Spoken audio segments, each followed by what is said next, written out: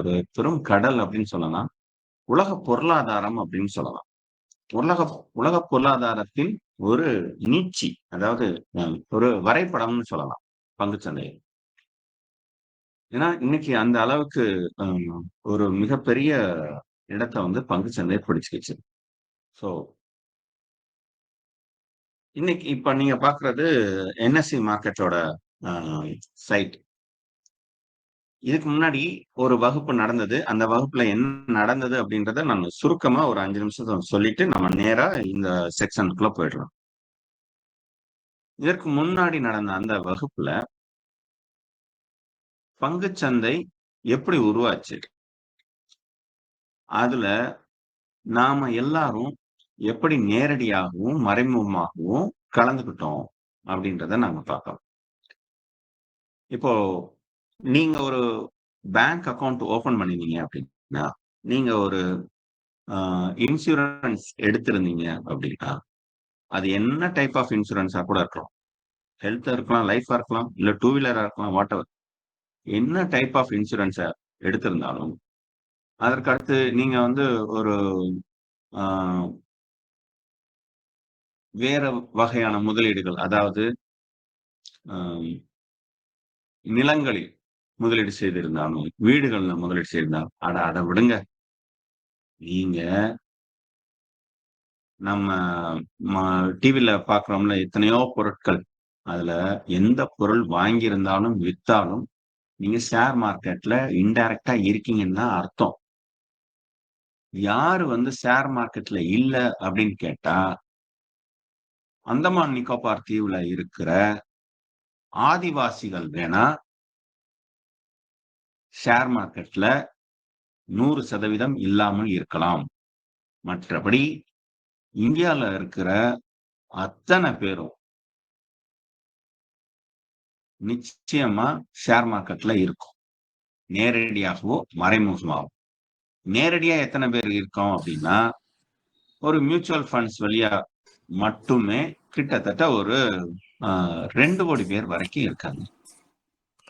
And நேரடி பங்குச் சந்தையில், அதாவது டிமேட் அக்கவுண்ட் ஓப்பன் பண்ணி பங்குச் சந்தையில இருக்கிறவங்க, அதுல இன்னும் ஒரு ஒரு 2,50,00,000 பேர் இருக்காங்க. கிட்டத்தட்ட இது எல்லா கணக்கு அப்புறம் சில்லறை கணக்குகள எல்லாத்தையுமே சேர்த்தா, நியர்லி ஒரு 5% சற்று குறைவாக இருக்காங்க. ஸோ இவ்வளவு பேரு அ இருக்காங்களே அப்படின்னு நம்ம நினைக்கலாம். ஆனா, நம்ம மக்கள் தொகையோட கம்பேர் பண்ணும்போது, இந்த எண்ணிக்கை சற்று குறைவு தான். நம்மளுடைய மக்கள் தொகை 130,00,00,000 இல்லைங்களா? இதுல 10% என்று எடுத்துக்கிட்டா கூட 13,00,00,000 பேரு ஷேர் மார்க்கெட்ல இருக்கணும். அப்ப 5% எடுத்துக்கிட்டோம்னா 6,50,00,000 பேர் இருக்கணும். இல்லைங்களா? ஆனா, இப்ப வந்து எத்தன பேர் இருக்காங்க? வெறும் 4,45,00,000 தான் இருக்காங்க. மொத்தமா மார்க்கெட்ல. அப்ப என்ன அர்த்தம்? பங்குச் சந்தையில நேரடியாக பங்கெடுக்காதவங்களுடைய எண்ணிக்கை அப்படின்றது மிகப்பெரிய அளவுல இருக்கு. அதே சமயத்துல ஒரு மிகப்பெரிய ஆ தேவையும் இருக்கு. ஸோ பங்குச் சந்தைக்கு மக்கள் அதிகமான அளவுல பார்ட்டிசிபேட் பண்ண வேண்டிய தேவையும் இருக்கு. அதே சமயத்துல பங்குச் சந்தையில ஆ பங்கெடுக்க வேண்டிய பொறுப்பு மக்களுக்கும் இருக்கு. அப்படின்னு தான் நான் சொல்லணும். ஸோ லாஸ்ட் வீக்ல அதத்தான் நம்ம எப்படின்னு பார்த்தோம். நீங்க ஒரு நிலத்தில் முதலீடு செய்திருந்தால், உங்களுக்கு வருடா வருடம் பெருகக்கூடிய அந்த கூட்டு வட்டியின் அளவு, அதாவது சிஏஜிஆர் அப்படின்னு சொல்லுவாங்க. காம்பவுண்ட் ஆனுவல் குரோத் ரிட்டர்ன் அப்படின்னு சொல்லுவாங்க. அதோட அளவுன்னு பார்த்தீங்க அப்படின்னா, ஒரு 10% தான் இருக்கும் அப்படின்னு நம்ம பார்த்தோம். இப்போ நான் பார்த்துறேன்.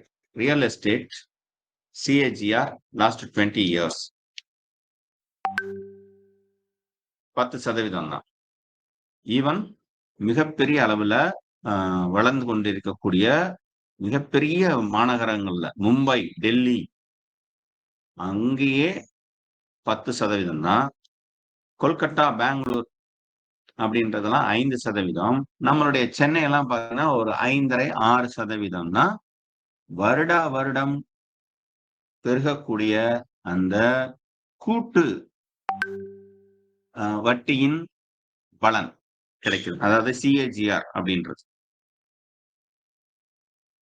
அப்போ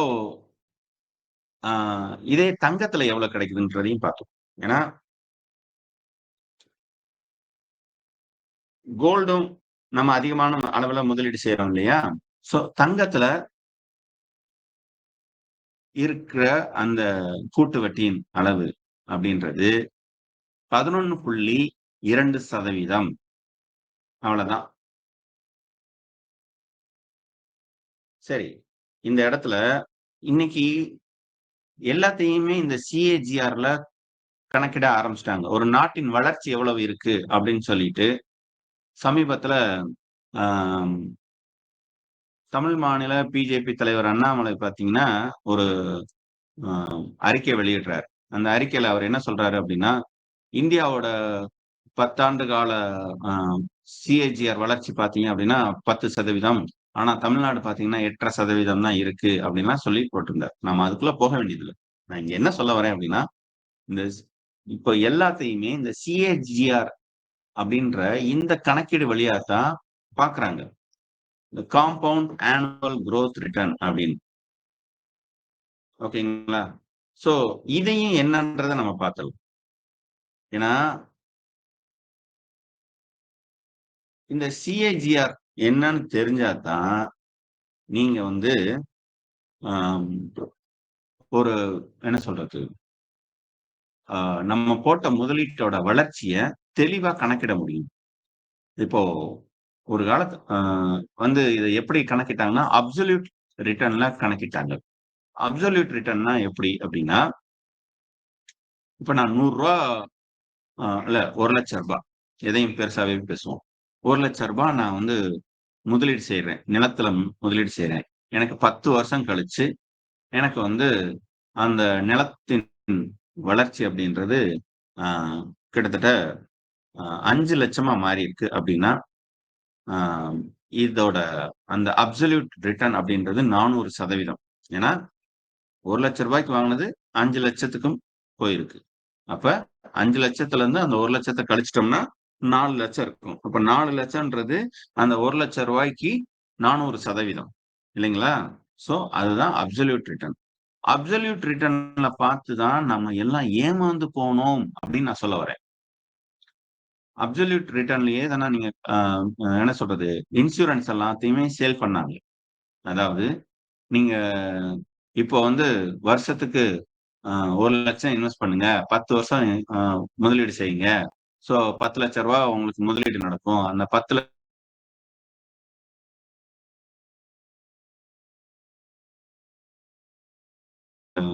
20,00,000 குடுப்போம். 30,00,000 குடுப்போம் அப்படின்னும்போது நமக்கு அது பெரிய பணமா தெரியும். உண்மைய பார்த்தீங்கன்னா, இந்த சிஏஜிஆரோட கம்பேர் பண்ணும்போது மிகவும் குறைவு. 4% இல்லன்னா 5% தான்.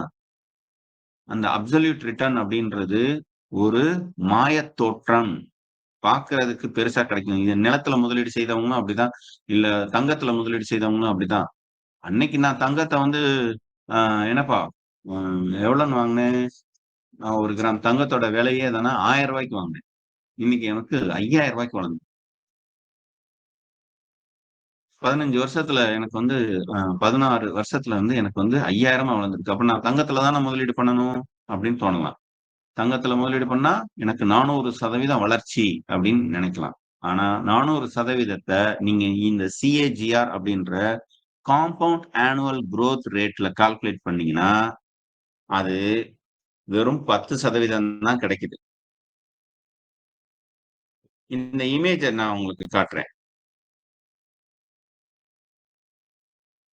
காம்பவுண்ட்ன்றது 10%ன்றது இப்ப இந்த இடத்துல ஒரு பொருள நீங்க வாங்குறீங்க. இது வருஷம்னு வச்சுக்கோங்களேன். ஒரு 10% இங்கேயும். அதாவது 10% இன்கிரீஸ் ஆகும். 2வது ஒரு 10%, 3வது ஒரு 10%, 4வது ஒரு 10%. இப்படியே போகணும். அதாவது கூட்டு வட்டி. தடவ ஒரு 10% வளர்ச்சி அடையும்போது, அந்த ரூ. 1,00,000ன்றது 1,10,10,000 இருக்கும். அப்போ 1,10,10,000த்துல ஒரு 10%. அப்படின்னும் போது 11,000 இருக்கும். அப்ப 2வது வருஷம் கிட்டத்தட்ட உங்களுக்கு 1,21,000 இல்லைங்களா? அதுக்கு அடுத்து அடுத்து ஒரு 10% அப்படின்றது எப்படி பார்க்கணும்? அந்த 1,21,000த்துல இருந்து ஒரு 10% அப்படின்னா 12,100.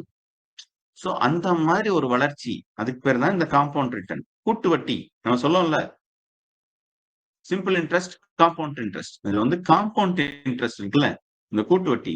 இதுல தான் ஒரிஜினலா வளர்ச்சிய பார்க்கணும் அப்படின்னு சொல்றாங்க.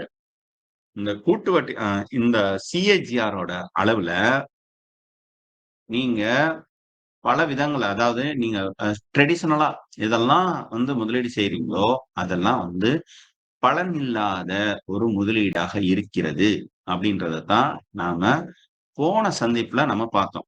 இப்ப நான் இன்சூரன்ஸ்க்கே வரேன். ஆ லைஃப் இன்சூரன்ஸ் சிஏஜிஆர் சும்மா ஒரு போட்டு பார்ப்போம். வருதான்னு பார்க்க. எத்தனை பெர்சன்டேஜ் கிடைக்குது அப்படின்னு.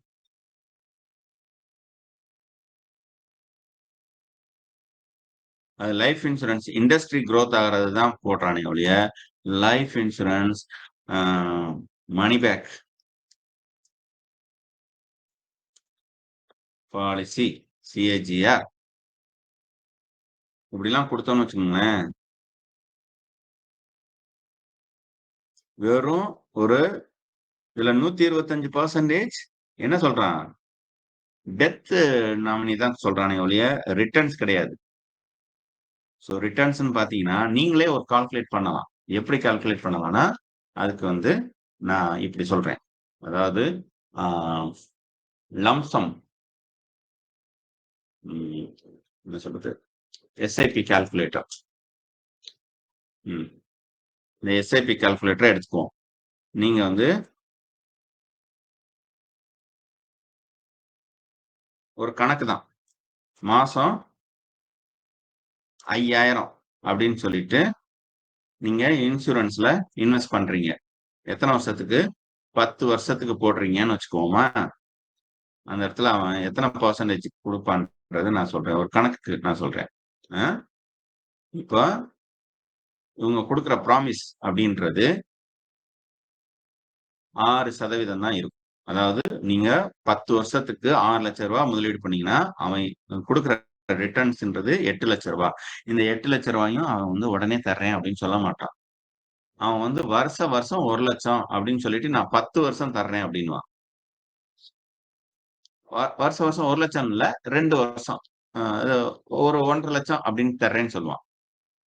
ஏன்னா நீங்க வந்து இல்ல 1 லட்சம் தான் 1 லட்சம். ஏன்னா நீங்க வந்து வருஷத்துக்கு நீங்க வெறும் 60,000 தான் இன்வெஸ்ட் பண்றீங்க. 60,000க்கு அவன் ரிட்டர்ன் கொடுக்கறது பாத்தீங்கன்னா வருஷத்துக்கு 1 லட்சம் ரூபாய் கொடுக்குறான். அடுத்த 10 வருஷத்துக்கு கொடுக்குறான். சோ பார்க்கையில நமக்கு ஒரு கலர்ஃபுல்லா தெரியுது. நான் போட்ட முதலீட விட எனக்கு கொடுக்குற ரிட்டர்ன்ன்றது ரொம்ப ஜாஸ்தியா இருக்கிற மாதிரி. சோ இப்ப வந்து இத வந்து எஸ்டபிள்யூபி கால்குலேட்டர்ல நான் போடுறேன். SWP calculator. ஓகேங்களா? இதுல வந்து உங்களுக்கு அங்க ஒரு 8,50,000 லட்சம் இருந்துச்சுல, அதிலே வச்சுக்குவோம். 8.5 லட்சம் இல்லைங்களா? 8,50,000 லட்சம். இந்த 8,50,000 லட்சத்த நான் வந்து பெர் மந்த் கால்குலேட் இதுல வருது. ஆனுவல் கால்குலேட்டர் இல்ல. ஸோ இப்போ பெர் மந்த்துக்கு நான் 8,000 ரூபான்னு வச்சுக்கிறேன். ஏன்னா 8,500 வச்சுக்கோமா. அப்படின்னா தான் வருஷத்துக்கு கிட்டத்தட்ட 1 லட்சம்ன்றது வரும். ஸோ 8,500 8,500 இன்ட்டு 12ன்னு போட்டு பாருங்க, 1 லட்சத்துக்கு தாண்டும். ஓகேங்களா? ஸோ இதுல வந்து எத்தனை வருஷம் தரான்? 10 வருஷம் தரேன் அப்படின்னு சொல்றாங்கல்ல. நான் என்ன சொல்றேன்? 10 வருஷம் நான் கால்குலேட் பண்றேன்.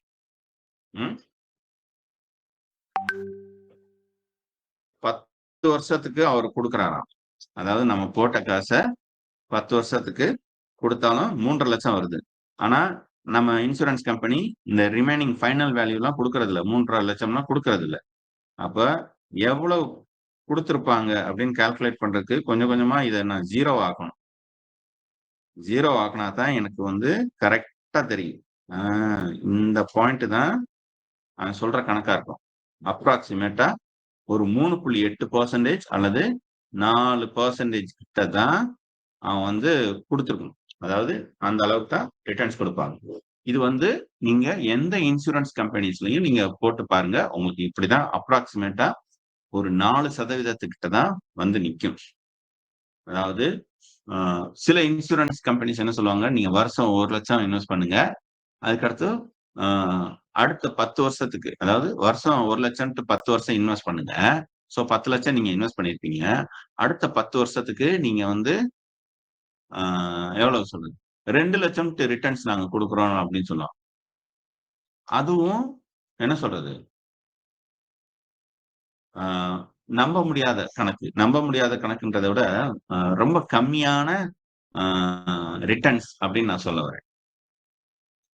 இப்போ இந்த இடத்துல வந்து லம்ப் சம் ஒரு கால்குலேஷன்ஸ் தான். லம்ப் சம் வேண்டாம். திரும்பவும் இதே தான நான் கூட்டுறேன். ஒரு கணக்கு. ஏன்னா நம்ம எப்படி ஏமாற்றப்படுகிறோம் அப்படின்னு நமக்கு தெரியணும்ல.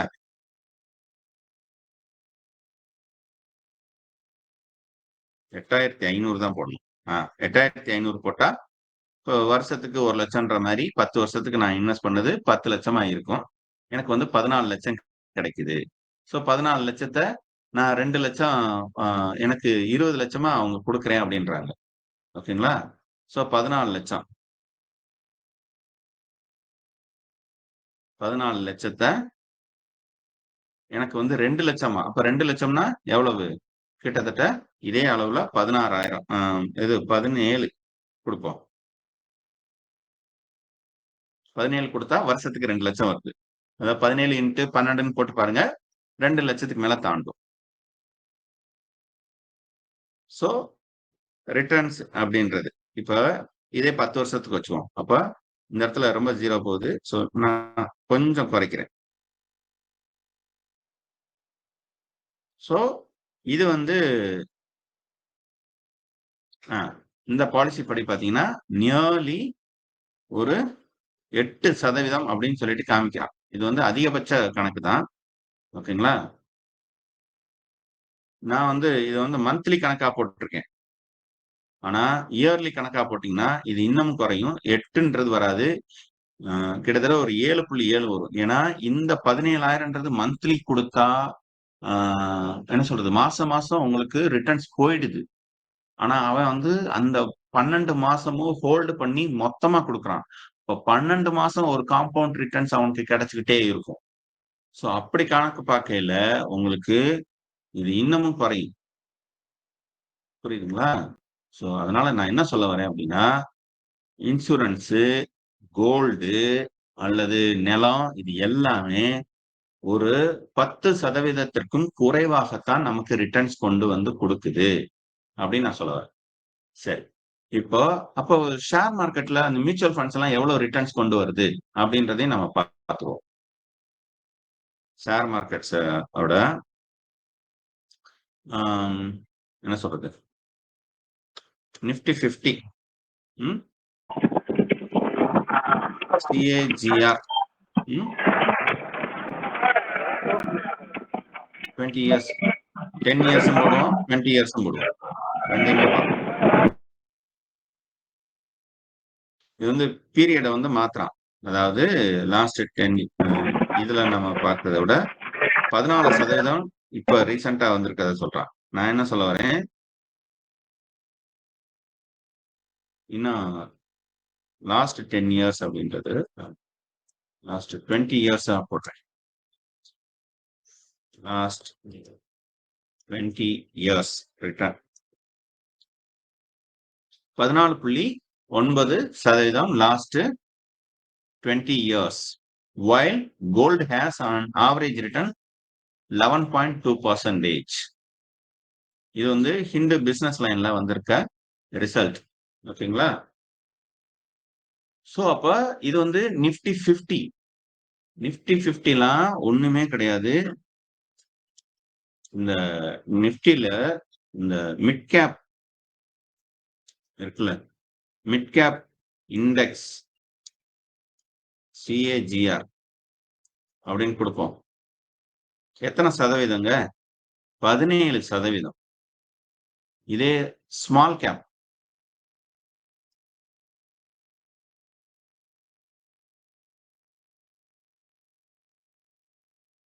ஆத்தாடி நினைச்சு கூட பார்க்க முடியல. அதாவது லாஸ்ட் 1 இயர்ல 68%, 3 இயர்ஸ்ல 30%.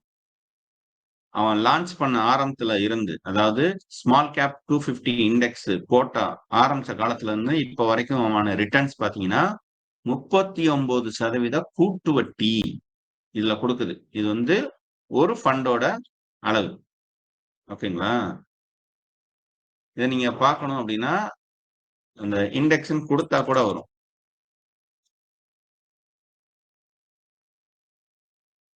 அதோட சார்ட் பார்க்கலாம். எந்த அளவுக்கு growth இருக்குன்னு சொல்லிட்டு மணி கண்ட்ரோல்ல நம்ம பார்த்தோம்னா அந்த சார்ட்டே வரும். இதெல்லாம் ஏன் சொல்ல வரேன் அப்படின்னா, ஷேர் மார்க்கெட் அப்படின்றது அதுல பங்கெடுக்கிறதுன்றது எந்த அளவுக்கு நமக்கு அவசியம் அப்படின்றது புரிஞ்சுக்கணும். நமக்கு அடிப்படை புரிதல் இல்லாம போறதுனாலதான் நாம வந்து பிற முதலீடுகளை வந்து நம்பி ஏமாறுறோம் அப்படின்றதுக்காக சொல்ல வரேன். அப்ப ஷேர் மார்க்கெட்டை விட மிகப்பெரிய நல்ல ரிட்டர்ன்ஸை கொண்டு வர்ற முதலீடு அப்படின்றது இங்கு எதுவும் இல்லை. ஏன் வந்து ஷேர் மார்க்கெட் மட்டும் இந்த அளவுக்கு ரிட்டர்ன்ஸ் கொண்டு வருது அப்படின்னா ரொம்ப சிம்பிள். ஒரு 10 ஆண்டுகளுக்கு முன்பாக நம்ம கிட்ட இருந்த டெக்னாலஜியை விட இன்னைக்கு எந்த அளவுக்கு டெக்னாலஜி வளர்ந்துருக்கு. ஓகேங்களா? சோ அப்ப தொழில்கள் எல்லாமே ரொம்ப ஸ்பீடப் ஆகுது. ஓகே, இன்னொரு கணக்கு. 10 ஆண்டுகளுக்கு முன்பாக இருந்த மக்கள் தொகையை விட இப்ப மக்கள் தொகை எவ்வளவு இருக்கு? அதுவும் கூடியிருக்கு. சோ அதே 20 ஆண்டுகளுக்கு கணக்கு பண்ணி பாரு. சோ எல்லாத்துலயும் ஒரு வளர்ச்சி இருக்கு இல்லையா? இந்த பொருளாதாரம், சமூகம் இதோட பிரதிபலிப்பு தான் இந்த மார்க்கெட் அப்படின்றதுனால மார்க்கெட்டோட வளர்ச்சி அப்படின்றது மிகப்பெரிய அளவுல இருக்கு. மார்க்கெட்ல அ எத்தனை கம்பெனிஸ் இருக்கு அப்படின்னா, NSEல ஒரு 2500 கம்பெனிஸ் இருக்கு. ஓகேங்களா? இந்த 2500 கம்பெனிஸ்ல எல்லா கம்பெனி பெரிய கம்பெனியான்னு கேட்டா நிச்சயமா இல்ல. அதுல பார்த்தீங்க அப்படின்னா, ஆ சொல்லுவோம். இந்த 20,000 கோடியில இருந்து 500 கோடிக்குள்ள ஓடிக்கிட்டு இருக்க கம்பெனிஸ வந்து மிட் கேப்ன்னு சொல்லுவாங்க. 500 கோடிக்கு கீழ டர்ன் ஓவர் பார்க்குற கம்பெனிகள வந்து ஸ்மால் கேப்ன்னு சொல்லுவாங்க. சோ இந்த நிறுவனங்கள் ஆண்டுக்கு ஆண்டு கொண்டு வர வளர்ச்சி அப்படின்றது அபரிதமான வளர்ச்சி. ஏன்? ஏன்னா இவங்க மக்கள்ட்ட நேரடியான ஒரு சர்வீசஸ இவங்க கொண்டு போறாங்க. பல விதங்கள்ல அ இவங்களுடைய அ பொருட்களையும், சேவைகளையும் நம்ம பயன்படுத்துறோம். நீங்க காலையில எந்திரிச்சு அ பல்லு விளக்குறதுல இருந்து, நைட்டு தூங்க போகும்போது ஒரு பெட்ல தூங்க போற வரைக்கும், ஷேர் மார்க்கெட்ல அ இருக்கிற நிறுவனங்களின் பொருட்கள தான் நாம நேரடியாகவும், மறைமுகமாகவும் பயன்படுத்துறோம்.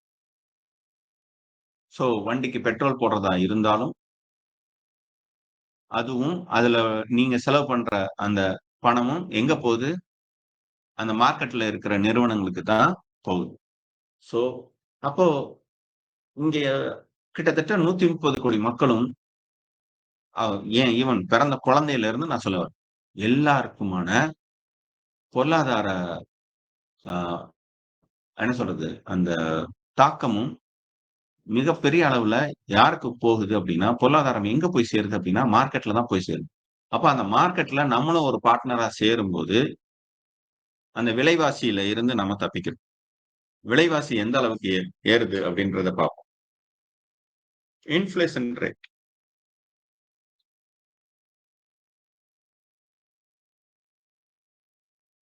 இன்ஃப்ளேஷன் ரேட் இன் இந்தியா அப்டின்னு போட்டு பாருங்க. இப்ப பார்த்தீங்க அப்டின்னா 5.10. இப்ப நீங்க ஒரு பிக்ஸட் டெபாசிட்ல போடுறீங்க. அதுல வந்து ஒரு 7% உங்களுக்கு ரிட்டர்ன்ஸ் கொண்டு வருது அப்டின்னா, அப்டின்னு கேட்டா கிடையாது. அந்த 7% இருந்து இந்த 5.10% நம்ம கழிக்கணும். கழிச்சோம்னா மிச்சம் எத்தன இருக்கும்? ஒரு 2%. அதுதான் நமக்கு ரிட்டர்ன்ஸ். அப்ப இந்த இன்ஃப்ளேஷன் ரேட் நம்ம பீட் பண்ணணும். அதே சமயத்துல அத விட அதிகமான வளர்ச்சிய பார்க்கணும் அப்டின்னா, இந்த இன்ஃப்ளேஷன் ரேட் எப்படி உருவாகுதுன்றத நம்ம பார்க்கணும். இன்ஃப்ளேஷன் ரேட்டை யார் தீர்மானிக்கிறா? இந்த இன்ஃப்ளேஷன் ரேட் வந்து இந்த விலைவாசி உயர்வுன்றது எப்படி நிகழ்வுது அப்படின்றத பார்த்தீங்க அப்படின்னா, அதுக்கும் மூல காரணம் உலக பொருளாதாரமும், பங்குச் சந்தையும் காரணமா இருக்கிறத பார்க்குறீங்க. நாம அப்ப பங்குச் சந்தையோட நீரோட்டத்துல நாமளும் அடிப்படையாக நம்ம கலந்து கொண்டே ஆக வேண்டும். அப்படி கலந்துக்காம போனோம் அப்படின்னா, நாம மிகப்பெரிய இழப்பை சந்திக்கிறோம். நேரடியாகவோ, மறைமுகமாகவோ. இங்க வந்து எல்லாருமே அ பொருளாதார சிக்கல்ல மாட்டிக்கிறாங்க அப்படின்னா, அதற்கான காரணம் அவங்க பொருளாதாரத்த பத்திய புரிதல் இல்லாமல் போறதுனால தான். ஒருத்தர் முதல் தலைமுறையா பணம் சம்பாதிக்கிறாரு அப்படின்னா, அவருக்கு அந்த குடும்பமும், அந்த சூழலும் குடுக்கிற அட்வைஸு, "ஒரு நல்ல வீட வாங்கு, இடத்த வாங்கி போடு, அ தங்கத்த வாங்கு" அப்படின்னு சொல்றோம். ஆனா, எத்தன பேர் வந்து மியூச்சுவல் ஃபண்ட்ஸ்ல இன்வெஸ்ட் பண்ணு அப்படின்னு சொல்லி, அடுத்து இன்சூரன்ஸ் போடுங்க அப்படின்றீங்க. எத்தன பேர் வந்து டெர்ம் இன்சூரன்ஸ் போட்டிருக்கீங்க? டெர்ம் இன்சூரன்ஸ் தான் உண்மையான இன்சூரன்ஸ். அதுல ஒரு குடும்பத் தலைவர் வருஷத்துக்கு 5,00,000 சம்பாதிக்கிறாருன்னா, அவர்னால ரூ. 1,00,00,000 டெர்ம் இன்சூரன்ஸ் இன்னைக்கு எடுக்க முடியும்.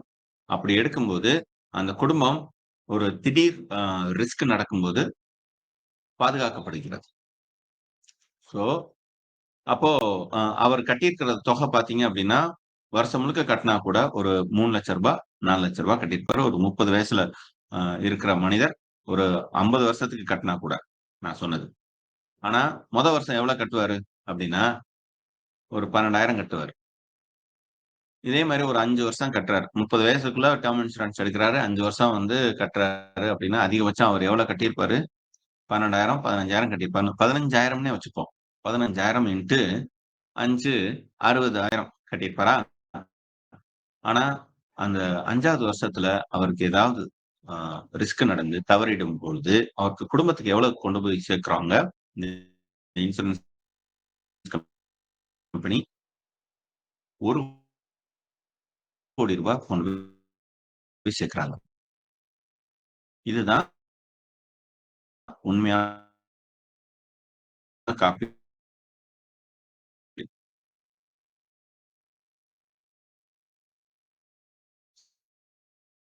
ஸோ, இன்சூரன்ஸா மட்டும் தான் முதல்ல பார்க்கணும். அத வந்து ஒரு ரிட்டர்ன்ஸா பார்க்க கூடாது. Sir, excuse me. So life Sir, voice break. Insurance நான் வந்து எல்லாருக்குமே டெர்ம் இன்சூரன்ஸ் வந்து ஸ்ட்ராங்கா ரெக்கமெண்ட் பண்ணுவேன். ஸோ, அடுத்து நம்ம பண்ண வேண்டியது ஹெல்த் இன்சூரன்ஸ் நம்ம ஒரு ரூ. 3,00,000 போட்டு வச்சிருக்கோம். பிக்ஸட் வச்சிருக்கோம் அப்படின்னா, இந்த சேமிப்புக்கு எங்க ஆபத்து இஷ்யூஸ் நடக்கும்போது தான். Hello? Hello? Any problem sir?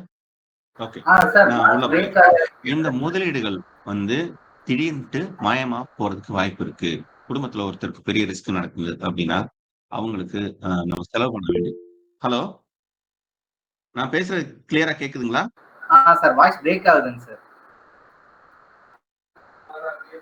இப்ப கிளியரா இருக்குங்களா? இப்போ ஓகே. பட் ஆனா வந்து மேபி இடையில கொஞ்சம் இன்டர்நெட் இப்ப பிரேக் ஆகுதுங்க சார். பிரேக் ஆ ஆயிருக்கு. இப்ப இப்ப ஓகேங்களா? ஓகேங்க, ஓகேங்க. நான் ஓகேங்க பேசுறேன். சார். ஓகே. ஓகேங்க. இந்த வீடியோவ நம்ம வந்து ரெக்கார்ட் பண்ணிக்கிட்டு தான் இருக்கோம். ஸோ அதனால ஓகே. சப்போஸ் இதுல எதுவும் தடங்கல் இருந்து நீங்க கேட்காமல் போனா, நம்ம அந்த ரெக்கார்டிங்ஸ நம்ம டீம்ட்ட கேட்டு நீங்க வாங்கிக்கலாம். So thank you sir. Fine. இப்ப நான் சப்ஜெக்ட்டுக்குள்ள வரேன். ஸோ ஏன் நான் இது ஒரு ஷேர் மார்க்கெட்ட பத்தி நடத்தும்போது, லைஃப் இன்சூரன்ஸ பத்தியும், ஹெல்த் இன்சூரன்ஸ பத்தி பேசுறேன்னா, அடிப்படையில நம்ம செய்ய வேண்டியது இதுதான். ஹெல்த் இன்சூரன்ஸ பத்தி நமக்கு ஒரு அண்டர்ஸ்டாண்டிங் வேணும். அது இல்லாம நாம நேரடியா பங்குச் சந்தையில முதலீடு செய்து, நாளைக்கு ஒரு ஹெல்த் ரிஸ்க் நடக்கும்போது, நம்ம குடும்பத்துல இருக்கிற யாருக்கும் நடக்கலாம். ஸோ, அப்படி நடக்கும்போது, நம்மளுடைய முதலீட்ட நாம காலி பண்ணிட்டுறோம். பொருளாதார அந்த சிக்கல்ல நம்ம மாட்டிக்கிறோம். கடன் வாங்குறோம். அந்த கடன்ல இருந்து வெளியில வர்றதுக்கு நம்மனால சேமிக்க முடியாத அளவுக்கு ஒரு பிரச்சனையில நம்ம மாட்டிக்குவோம். அப்ப இதுக்கு வந்து ஒரு பூட்டு போடணும். என்ன பூட்டு போடுறது? வீட்டுக்கு வீட்ல ஒரு ஆ என்ன சொல்றது? ஒரு ப்ரீசியஸான ஒரு பொருள் இருக்குன்னா, அதுக்கு வந்து நீங்க அத பாதுகாக்கிறதுக்கு ஒரு செலவு பண்றீங்கல்ல, ஒரு பீரோவ வாங்குறீங்க, ஒரு லாக்கர வாங்குறீங்க, ஒரு செலவு பண்றீங்கல்ல, அதே மாதிரி தான். நம்மளுடைய ஹெல்த்துக்கு ஒரு ரிஸ்க் நடக்குது அப்படின்னா, அந்த ரிஸ்க் நடக்காம இருக்கிறதுக்காக, நாம வருஷத்துக்கு கொஞ்சம் செலவு பண்றதுல தப்பில்ல. ஒரு குடும்பத்துக்கு 4 பேர் கொண்ட ஒரு குடும்பம். ஒரு 35 வயசுல இருக்கிறாரு. அ கணவன், மனைவி, குழந்தைகள், 2 குழந்தைகள் அப்படின்னு வச்சுக்குவோம். இவங்களுக்கு எவ்வளோ ஆகும் அப்படின்னா, ஒரு 16,000 ஆகும். Including tax. எல்லாத்தையும் சேர்த்தே நான் சொல்ல வரேன். ஒரு 16,000 ஆகும். ஹெல்த் இன்சூரன்ஸ்ல.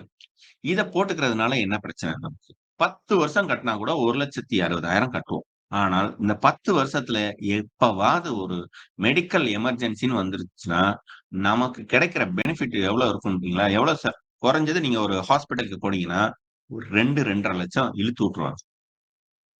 ஈஸியா போயிடும். சோ அந்த நேரத்துல நம்ம தடுமாறாம இந்த ஹெல்த் இன்சூரன்ஸ் நம்மள வந்து பாதுகாக்கும். நம்மளுடைய முதலீட காலி பண்ணாது. நம்மளோட மியூச்சுவல் ஃபண்ட்ஸ காலி பண்ணாது. நம்மளோட பிக்ஸட் டெபாசிட்ட காலி பண்ணாது. நம்மளுடைய நகைய வந்து அடமானம் வைக்காது. சோ, அடிப்படையில நான் இத செஞ்சு வச்சுக்கணும். நானே என்னோட குடும்பத்துக்கு எடுத்து வச்சதுனால தான் நான் இத உங்களுக்கு சொல்றேன். கடந்த 5 வருடங்களாக நான் வந்து அ ஸ்டார் ஹெல்த்ல இருக்கிற ஒரு இன்சூரன்ஸ நானும் அப்டேட் பண்ணிட்டே இருக்கேன். ரினிவல் பண்ணிட்டே இருக்கேன். அதே மாரி ஒவ்வொரு வருஷமும் இந்த இன்சூரன்ஸும் நெறைய புது ஃபீச்சர்ஸ் எல்லாம் எல்லாத்தையுமே கொண்டு வராங்க. அதையும் நம்ம பயன்படுத்திக்கலாம். ஃப்ரீ ஹெல்த் செக்கப் கொண்டு வராங்க. ஒரு காலத்துல பல்லுக்கும், கண்ணுக்கும் குடுக்க மாட்டோம் அப்படின்னு சொன்னவங்க இன்னைக்கு குடுக்குறாங்க. சோ நெறைய புது விஷயங்கள் வந்துருச்சு. அதுக்கு எல்லாத்துக்குமே நம்ம அப்டேட் பண்ணிக்கலாம். நம்ம வீட்ல வயசானவங்க இருக்காங்க. அவங்களுக்குமே மெடிக்கல் எமர்ஜென்சி தேவைப்படும் அப்படின்னா, அவங்களுக்கும் சேர்த்து எடுத்துக்கலாம். கையில நம்ம போட்டுக்கிட்டு காச என்ன சொல்றது? அ சேர்த்து வைக்க வேண்டிய அவசியம் இல்ல. லிக்விடா நம்ம வச்சுக்க வேண்டிய அவசியம் இல்ல.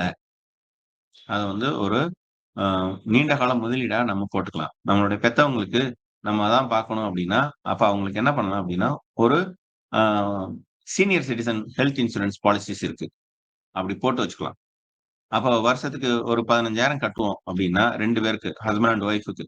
அ தனித்தனியா நம்ம எடுத்தா கூட 8,000, 8,000 விட்டா அங்கே ஒரு 16,000 ஆகும். அப்படி எடுத்து வச்சுக்கிட்டா கூட, ஒரு 2 வருஷத்துக்கு வந்து ப்ரீ எக்ஸிஸ்டிங் டிசீஸ்க்கு இருக்காது. அதுக்கு அடுத்து பார்த்தீங்கன்னா, ஈவன் அவங்களுக்கு ஏற்கனவே இருந்த பிரச்சனைக்கு கூட 2 வருஷம் கழிச்சு பாலிசில நம்ம கிளைம் பண்ண முடியுது. 80% வரைக்கும் பாலிசில கிளைம்ஸ் குடுக்குறாங்க.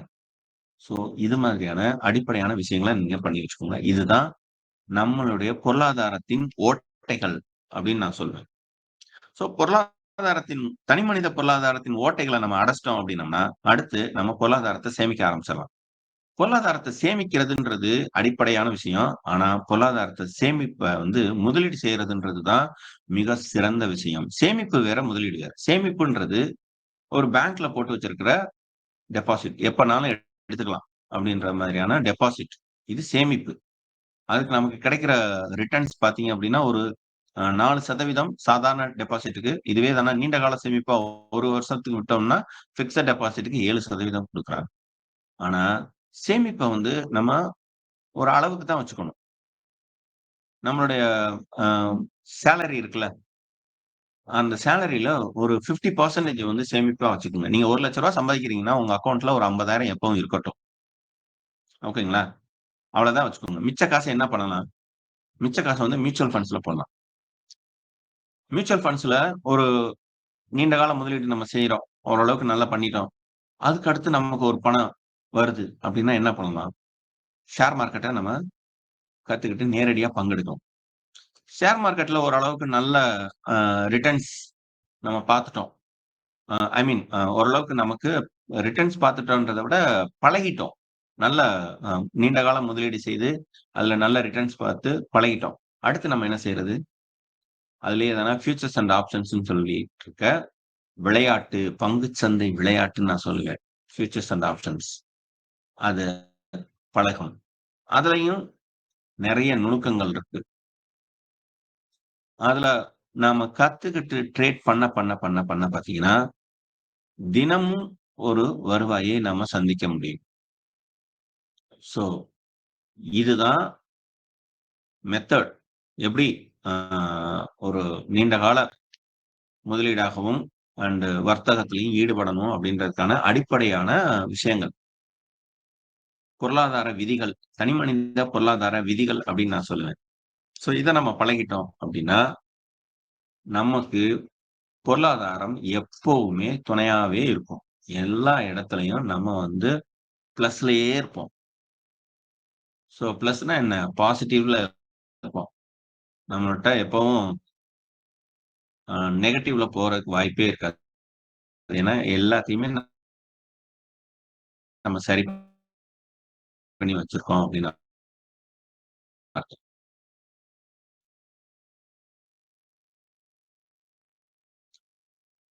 அது அது குடுக்குற நம்பிக்கை இருக்குல்ல, அந்த நம்பிக்கை தான் மிகப்பெரிய அ இன்னமும் நம்மளுடைய பொருளாதாரத்த பல மடங்கு வந்து தன்னிறைவா இருக்கேன் அப்படின்னா, ஒரு அசாத்தியமான ஒரு நம்பிக்கை கிடைக்கும். நீங்க அ இதை அனுபவிக்கலாம் அப்படின்றது மிக பெருசு.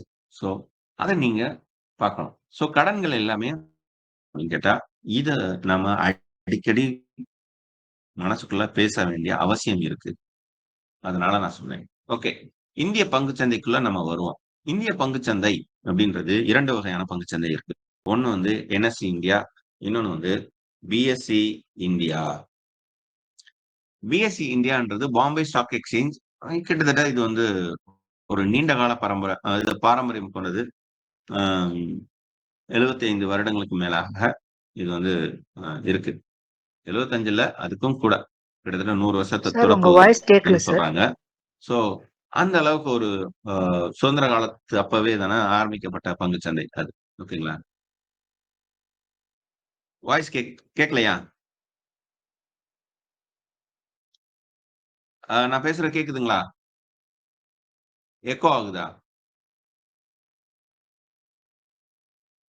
நெட்வொர்க் கேக்குதுங்க சார். நெட்வொர்க் ப்ராப்ளம் இருக்குங்களா? இப்ப நான் பேசுறது கேக்குதுங்களா?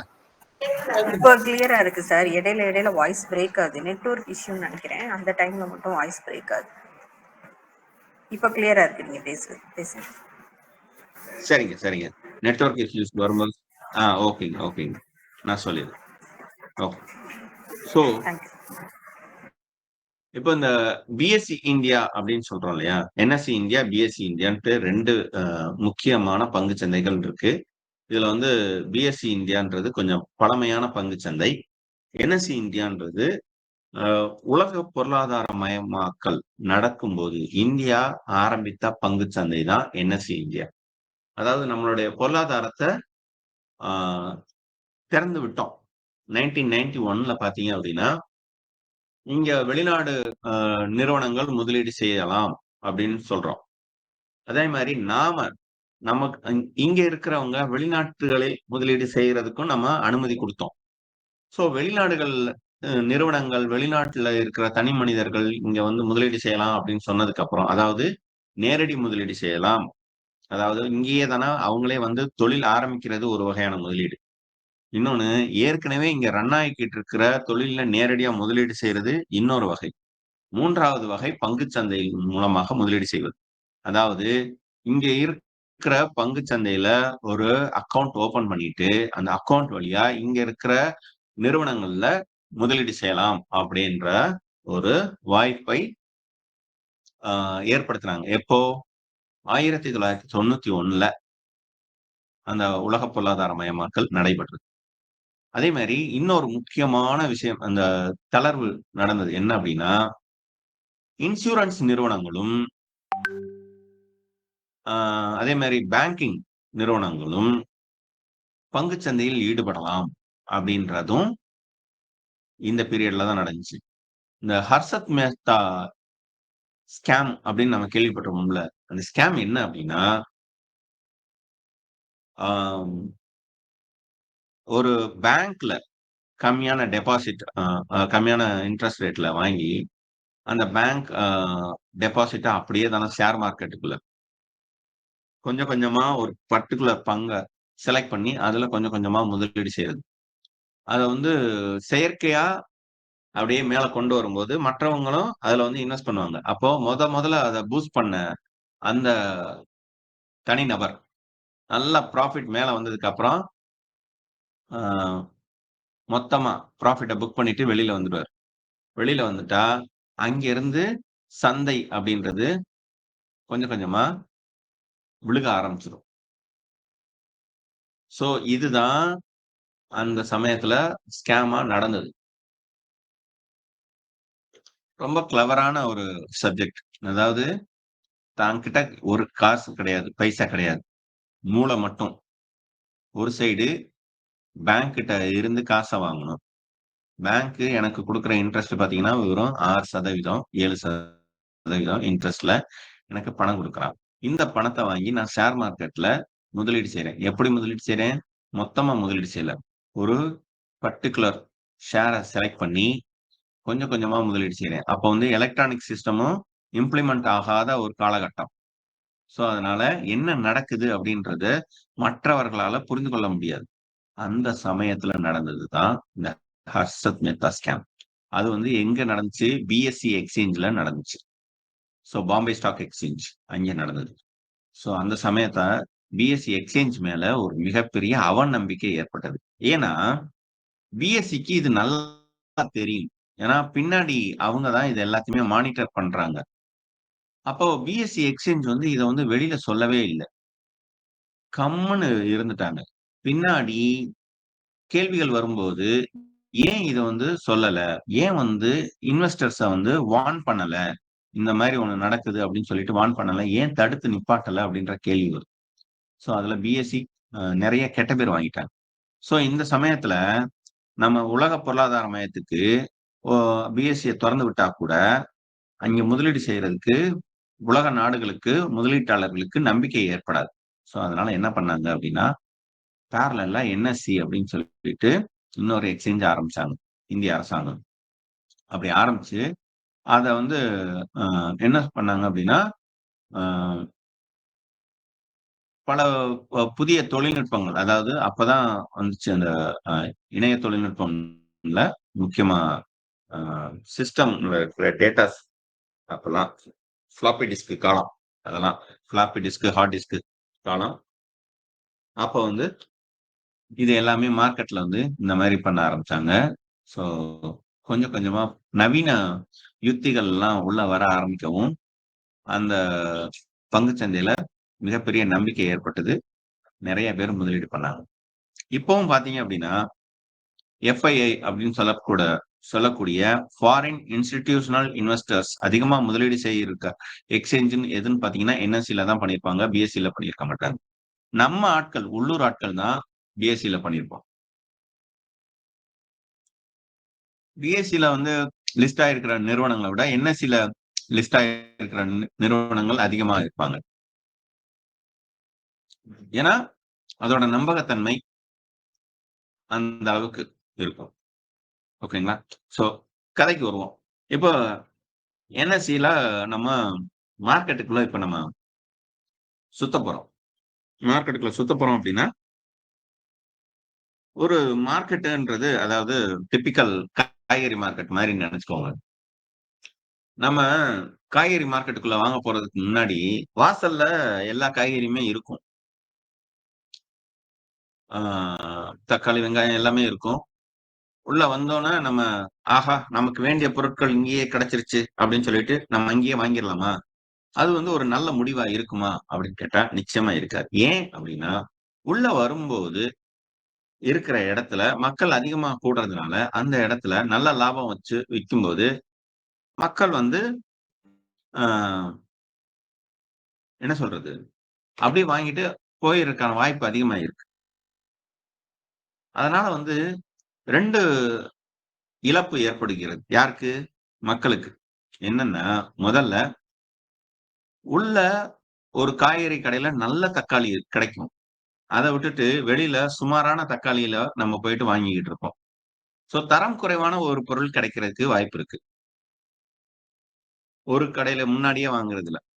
அதே மாரி 2வது உள்ள ஒரு கடையில அதே தக்காளியோட விலை ரொம்ப கம்மியான ஒரு நல்ல ரேட்ல கிடைக்கும்.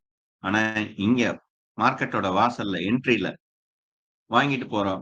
அந்த விக்கப்படுற அந்த தக்காளியோட விலைன்றது கூடுதலா இருக்கும். சோ அப்ப நம்ம என்ன பண்ணணும்? ஒரு நல்ல முதலீட்டாளர் அப்படின்றவர் என்ன பண்ணணும்னா, சந்தைய முழுசா சுத்தி வரணும். ஷேர் மார்க்கெட்ட சுத்தி வராம,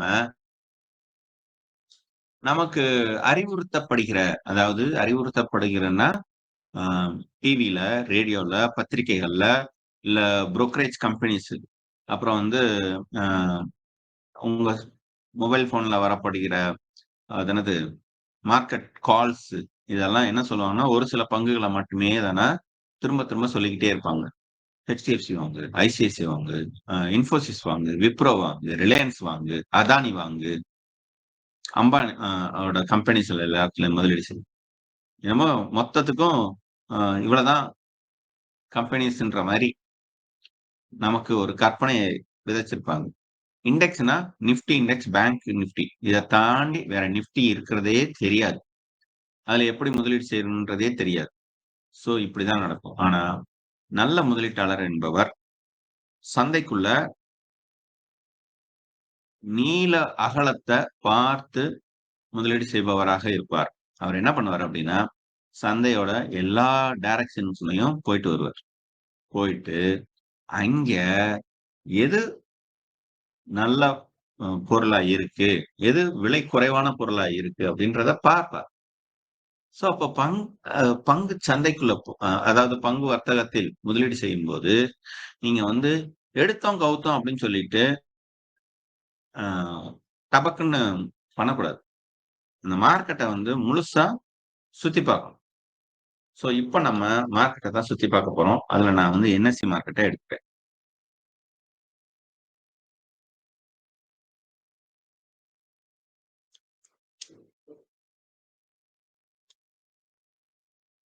ஓகே. இப்போ ஈக்விட்டீஸ் அண்ட் டெரிவேட்டிவ்ஸ்ன்னு 2 இருக்கு. நம்ம டெரிவேட்டிவ்ஸ்க்குள்ள இன்னைக்கு போ வேணாம். டெரிவேட்டிவ்ஸ்ன்றது யூக வணிகம் அப்படின்னு சொல்லுவாங்க தமிழ்ல. அதாவது கான்ட்ராக்ட்ட தான் வாங்குவோம். ஆக்சுவல் ஷேர்ஸ நம்ம வாங்க போறதில்ல. அத பத்தி நம்ம அடுத்தடுத்த கிளாஸ்ல நம்ம பார்க்கலாம்.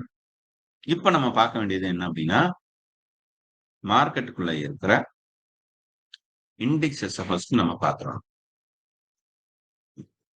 மார்க்கெட்ல என்னென்ன இண்டெக்ஸஸ் இருக்கு அப்படின்னு தெரிஞ்சால் மட்டும்தான், நமக்கு இங்க எத்தனை வாய்ப்புகள் இருக்கு அப்படின்றது தெரியும்.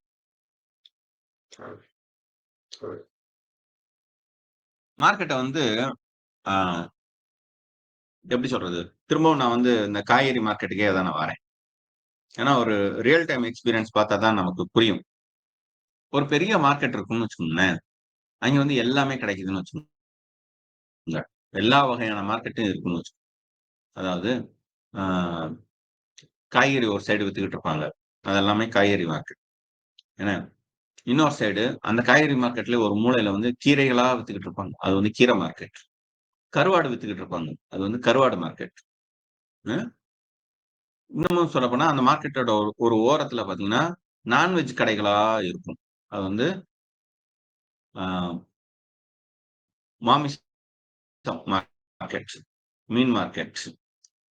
அப்போ உணவுப் பொருளா இருந்தாலும், உணவுப் பொருட்களுக்குள்ளேயே எத்தன விதமான மார்க்கெட் இருக்கு பாருங்க. சோ அது மாரி தான் இதுவும். இப்போ இந்த வகைகள வந்து பிரிச்சிருக்காங்க. அதாவது பங்குகள் வந்து கிட்டத்தட்ட ஒரு 2700 ஆ நிறுவனங்கள் இந்த ஷேர் மார்க்கெட்ல லிஸ்ட் ஆயிருக்கு. இதுல வந்து அந்த நிறுவனங்களோட ஆ சைஸ் அதாவது கேப்பிட்டலைசேஷன் சொல்லுவாங்க. வருஷம் வருஷம் அவங்க அந்த நிறுவனங்கள் சம்பாதிக்கிற அந்த அ பணம், டர்ன் ஓவர். அவங்க அக்கவுண்ட்க்கு உள்ள வர்ற பணத்த வச்சு பிரிக்கிறாங்க. அந்த டர்ன் ஓவர வச்சு 20,000 கோடிக்கு மேல இருந்துச்சுன்னா, அது வந்து லார்ஜ் கேப்ன்றாங்க. அந்த லார்ஜ் கேப்லயே டாப் 50 இருக்கு இல்லையா? அதுதான் நிஃப்டி 50ன்னு சொல்லுவாங்க. நிஃப்டி 50 அப்படின்னு சொல்லும்போது, இதுக்குள்ள ஒரு 50 நிறுவனங்கள் இருக்கு. அந்த 50 நிறுவனங்களுக்கும் ஒவ்வொரு நிறுவனத்திற்கும் ஒரு வெயிட்டேஜ் உண்டு. அது என்னப்பா வெயிட்டேஜ் அப்படின்னு கேட்கிறீங்களா? எல்லாருக்கும் ஒரே மாதிரியான பெர்சன்டேஜ் குடுக்குறது இல்ல.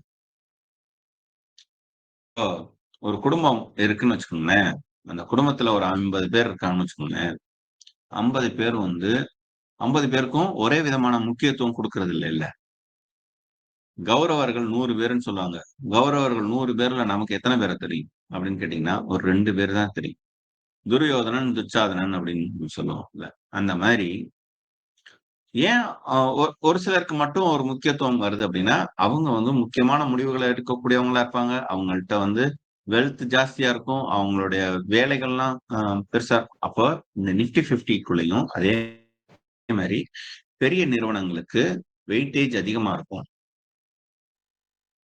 ஆ சின்ன நிறுவனங்களுக்கு வெயிட்டேஜ் கம்மியா இருக்கும்.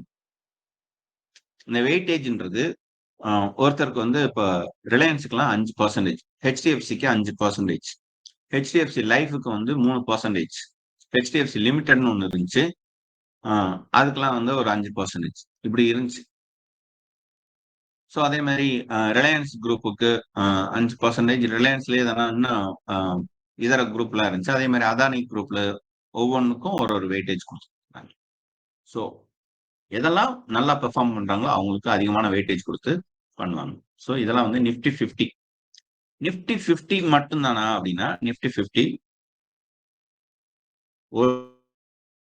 ஒரு இண்டெக்ஸ். இது எல்லாத்தையுமே சேர்த்து அவங்களுக்கான வளர்ச்சிய வச்சு ஒரு அ நம்பர் கொண்டு வராங்க.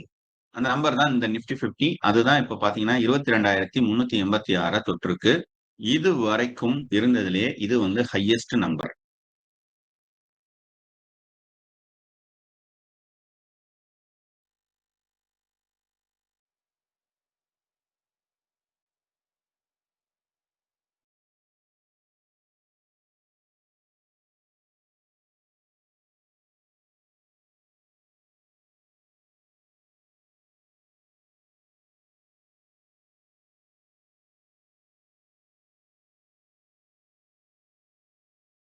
கம்பெனி இருக்கும்ல, அந்த கம்பெனியும் சேர்த்து எல்லாத்தையும் சேர்த்து நிஃப்டி 200, நிஃப்டி 500 இப்படியே போகுது.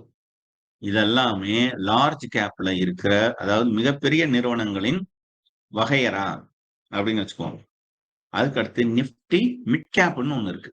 அதாவது டர்ன் ஓவர் 20,000 கோடிக்கு கீழ இருக்கும். 500 கோடிக்கு மேல இருக்கும். அதுல இருக்கிற நிறுவனங்கள். நல்ல நிறுவனங்களா இருக்கும். இந்த மிட் கேப்ல பார்த்தீங்கன்னா, அ அதோட குரோத் இதெல்லாம் ஒரு குடும்பத்துல மூத்தவைங்க, அன்னைங்க நல்லா வளர்ந்திருப்பானுங்க. அவங்களோட உயரம், வளர்ச்சின்றது அதுக்கு அடுத்து ஒரு கட்டத்துல சேச்சுரேட் ஆயிடும். ஒரு 18 வயசுக்கு அடுத்து ஒருத்தனோட வளர்ச்சி அப்படின்றது என்ன இருக்கும்? அவனோட உயரத்துல. அவ்வளவுதான். நின்றும் இல்லைங்களா? இது ஒரு 13ல இருந்து அந்த 18 வயசுக்குள்ள இருக்கிறவங்களோட வளர்ச்சி. உயரத்துக்கு இருப்பாங்க. இல்லாட்டினா நெஞ்சு உயரத்துக்கு இருப்பாங்க. நிப்பாங்க. இல்லைங்களா? சோ அவங்க தான். இந்த நடுவுல உள்ளவங்க அப்படின்னு சொல்லுவாங்க. அதான் மிட் கேப். இதுக்கு அடுத்து வேற யார் இருக்கா அப்படின்னு கேட்டா, இந்த விக்ஸ்ன்னு ஒண்ணு இருக்கான் பாருங்க. அவன நான் கடைசியில பேசுறேன். ஏன்னா, அவனுக்கு முன்னாடி நம்ம இந்த தம்பிய பாத்துறணும். Nifty small cap. Nifty small கேப்ல 50 கம்பெனி. 50 கம்பெனி. அதுல 250. அதுல இந்த 400 இப்படி இருக்கு. இவங்கெல்லாம் யாரு அப்படின்னா, சின்ன பசங்க. அதாவது ஒரு 10 வயசுக்கு கீழ இருக்கிற பசங்கன்னு வச்சுக்குவோமா, அவங்களுக்கு கத்துக்கிறதுலயும் வேகம் இருக்கும், வளர்றதுலயும் வேகம் இருக்கும். எல்லாத்துலயும் அவங்களோட வளர்ச்சி பார்த்தீங்கன்னா, சல்லு சல்லு சல்லு சல்லுன்னு வளருவானுங்க. அதனால தான் இந்த ஸ்மால் கேப் 250 இண்டெக்ஸ்லாம் பார்த்தீங்கன்னா, ஒரே வருஷத்துல 60% ரிட்டர்ன்ஸ் கொண்டு வந்துச்சு. நான் உங்களுக்கு இது சொல்றதுக்கு நம்புறதுக்கு கஷ்டமா இருக்கும். ஆனா நான் இப்ப ரீசென்ட்டா பார்த்தேன். SBIல ஸ்மால் கேப் 250 இண்டெக்ஸ் ஃபண்டுன்னு ஒண்ணு ஒருத்தன் இருந்தான்.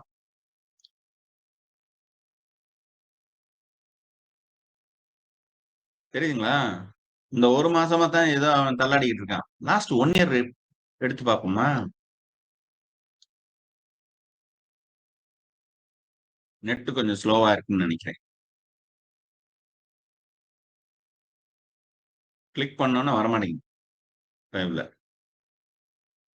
சுத்திக்கிட்டே இருக்கு. வந்துருச்சு. எத்தனை பெர்சன்டேஜ் பாருங்க. 65.85 85 அப்படிதான் சொல்றேன். ஸோ 65% ஒரு வருஷத்துக்கு முன்னாடி நான் இந்த SBI small cap Nifty small கேப்ல நான் ஒரு